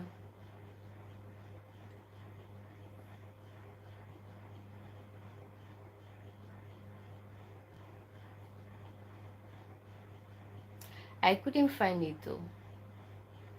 I just changed the name, like you said. But still. Hi. I don't know why I'm feeling nauseous. I don't know.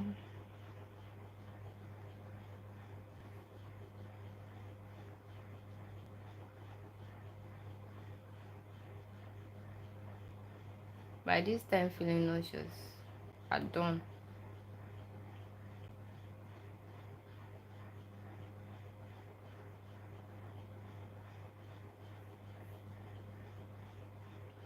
But those places, just what you need to know.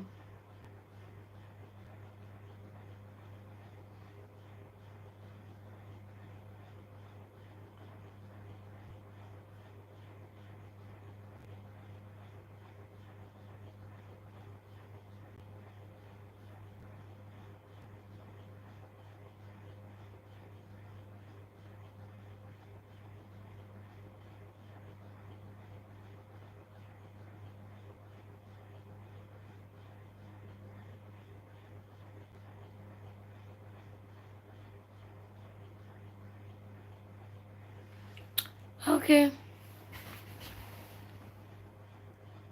Bro, I couldn't find it. Bro, no, no. I couldn't find it too. I couldn't find it. They're just telling me how to apply for passports. It was 10 years then Mahama, then he became president. He changed. It was 10 years then. Mama, yes. Yes, it was 10 years, then they changed it to 5 years. Then they now changed it to 10 years again. And later they have changed the same passport saying digital. Saying to digital. No. What Mama? So, what is Mahama changing it for? Ah, is Mahama changing it again? Me, I don't know that they are changing it again. No. So does it mean that if you have the old one, you need to go and renew it or something? Me, that passport office, unless my thing expires, I don't want to go there, because when you go there, they make you go through a lot of stress. Like, I don't like their stress. I don't like their stress at all. So what is the difference from this Mohammed's passport from so,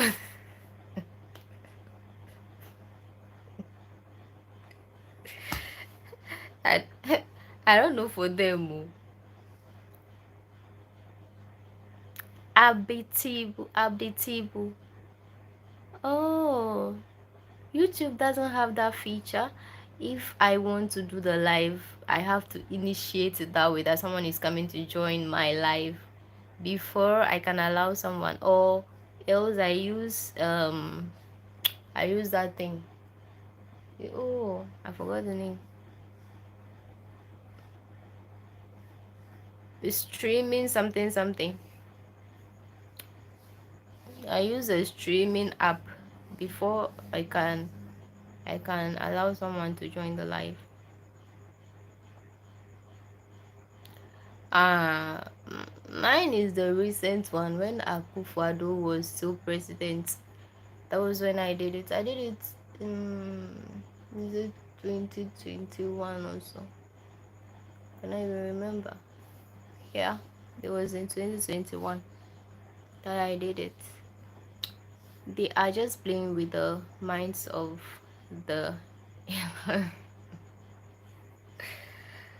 oh God, please. I didn't find that information, that the one you're talking about. I couldn't find it. Mm, it's just telling me how to apply for the passport. An assurance to the 7,000 Ghanaians who paid for passports under the old arrangement. Ah, ah. An assurance to the 7,000 who paid for passports under the old arrangement before we switched to cheap embezzled passports. Ah, that means I have to go and change my own, because he's saying that this one was just 1 month ago.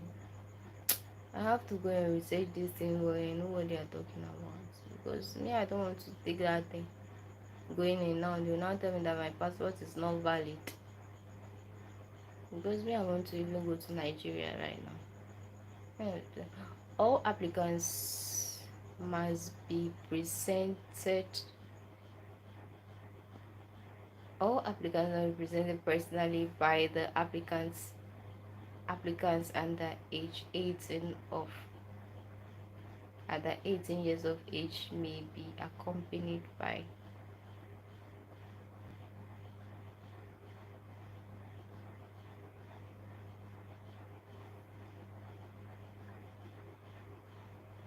I don't even understand what they're saying. I don't even want to understand. They should say.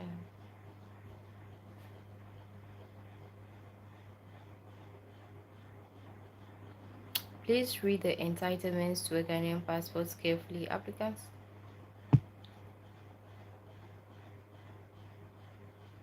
Hey, another new one, then I have to go and search, because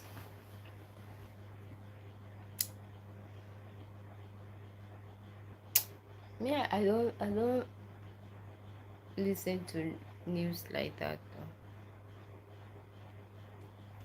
Ghana passport, me what I found is just Ghana passport application forms require applications to provide personal details like name, date of birth, and citizenship. They also necessitate proof of identity and citizenship, such as date of birth certificate and national ID card. Additionally, guarantors are required to sign an undertaking, and applicants must pay a processing fee. So I couldn't find what's my sister. I want to preach to you about Jesus. You want to preach to me about, oh, preach, preach, preach. I'm listening. I'm all ears. I want to hear more about Jesus.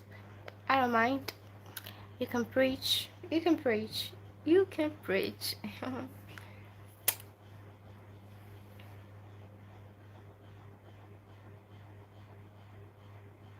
My ancestry. No, they will just ask you. I can't remember.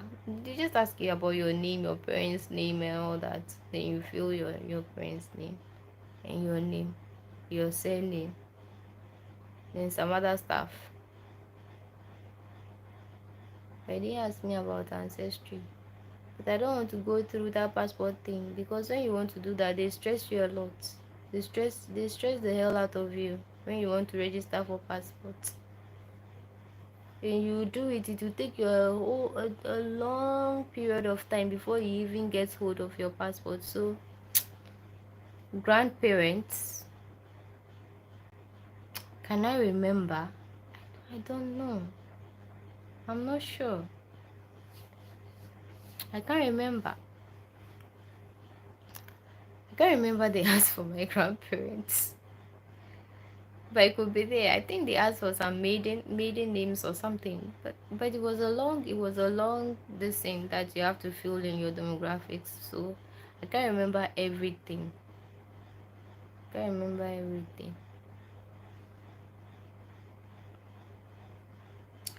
Yes, at that time they needed your guarantor. Your guarantor too, you have to present their ID cards.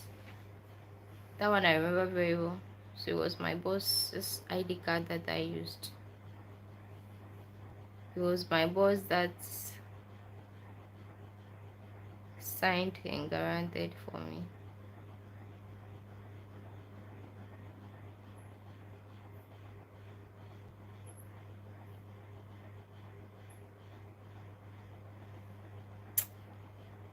So I don't know about grandparents. I'm not sure.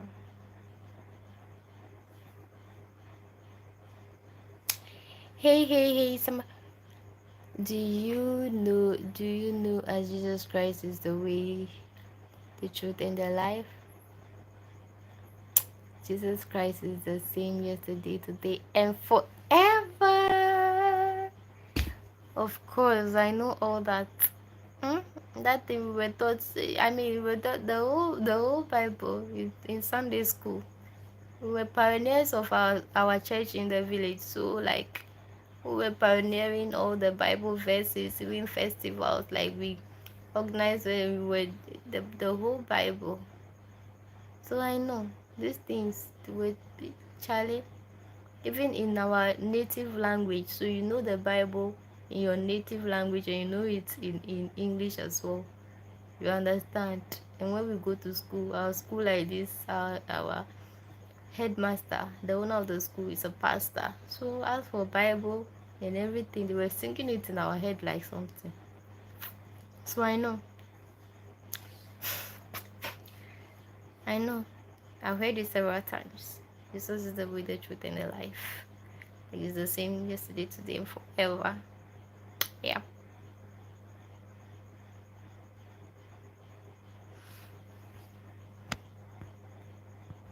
Hmm?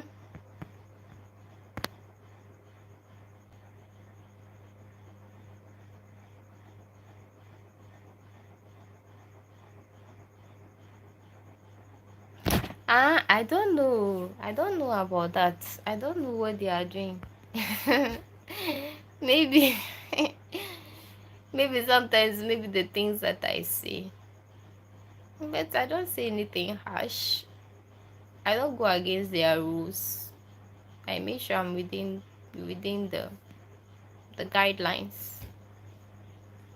I don't go astray, so I don't know why they do that. It doesn't really bother me.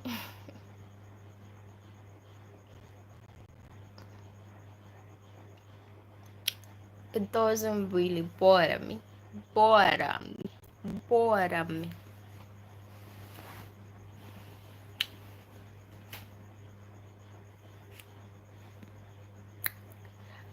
Brian, this is a new hair. The first one that I was doing that night, that one, I removed it. And this is a new one today. How do you check it? You know, I'm funny. Jesus Christ is God. John 6:69. This man said he wants to preach to me.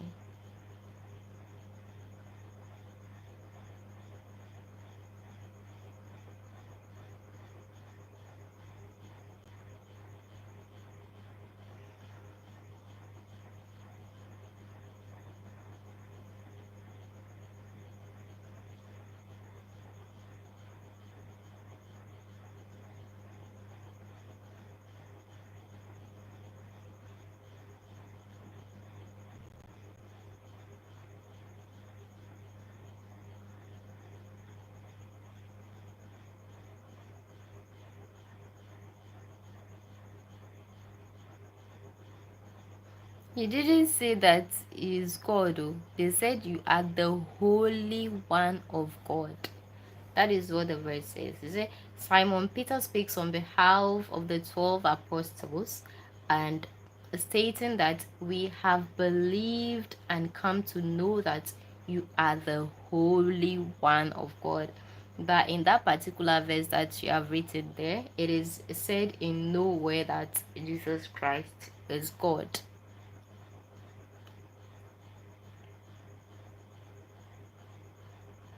I don't have patience. Ah,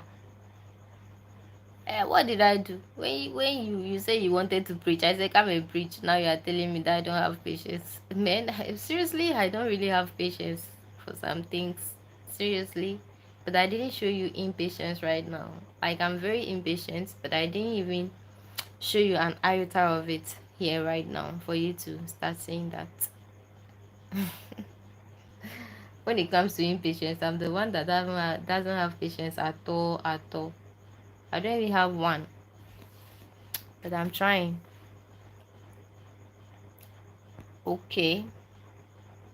There's nothing I did right now that shows that I do not have patience. You say you wanted to preach. I said preach, but you have written here Jesus is God. That one, Jesus never said in any way that he's God. He said he's been sent by the Father in heaven.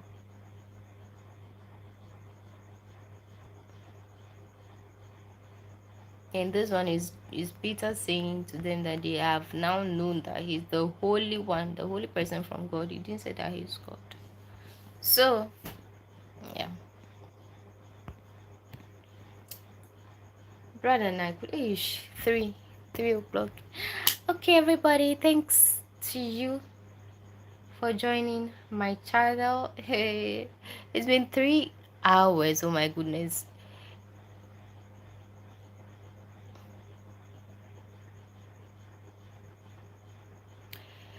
Right, I don't have patience, seriously. Thank you. 3 hours after this live, I don't think anybody will wait 3 hours. Somebody will sit and watch this thing. It's crazy.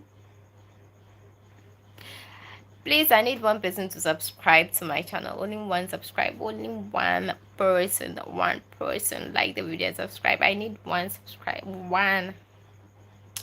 So that'll be 7:25. Please subscribe before I leave. Somebody to give me one subscribe. Additional one. If you haven't subscribed already, additional one, then I leave. Additional one, then I leave. Hi, bye.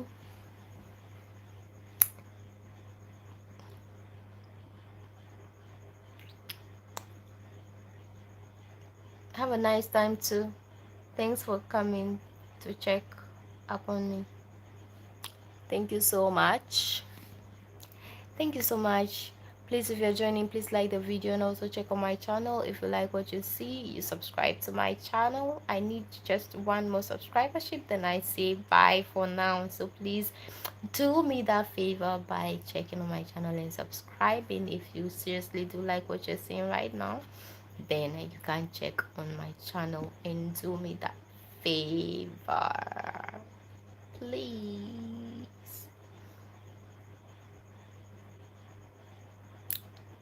Okay, today is Saturday. Oh, we are in Sunday already. It's crazy. So I've done all night today. I've done all night today because I never slept. I never slept. What I did, I started braiding this hair, and I don't know, my hair is not grown. It's very short. So when I take it to the salon, they tell me that, oh, this hair is too short. And if I don't take that, I care. I force them to do it for me. I cannot lay down my head also. I just can't take my time and do it myself. So I've been doing this. I didn't finish early. I finished like 10, or was it around 10? It was around 8 something. And before I would finish and go to bath, shower and everything, it was 10. Before I would finish everything and say I'm coming to start this live, it was already like, when did I start? 11. What is the time right now? So I started at 11. So I'm just like, okay, when it's 12 o'clock, then I'm ending it. And before I realize right now, it's 3 o'clock. Oh my goodness. It's crazy. But then I'm saying goodbye. Since nobody wants to, I need one more subscribership. Nobody wants to do that. But when my eyes are sleepy, I just want to take a nap before day breaks. So thanks to you all for joining my channel. I do not take it for granted. I really appreciate your time being here, checking on my channel. If you're new here, that's what I say, check on the channel. If you like what you see, you subscribe, you give my videos a like, and leave your suggestions, what you think is best for me to do, or ever, just leave your comments, everything. I'll read them and choose what is great for my content. You can leave your content suggestions there, no problem. I'll read through all. I reply all my comments and everything, no matter what. I reply. People even dare to chat me under the comment section. They do as though they are chatting me, and I chat them under my comment section. So yeah, don't hesitate to leave your views under the videos, okay, in the comment section. And please, like I'm saying, please subscribe. So I'll see you again in the next one. I have some videos to edit. I'll try. And my phone theft series is not ended yet, so I'll do that video, although it's too personal. Like, I think that's why they are not watching, but I'm also recording it for future reference. So yeah, I'll still post it. So yeah, thank you. I appreciate your time and everything. I'll see you in the next one. Until then, bye. Stay awesome.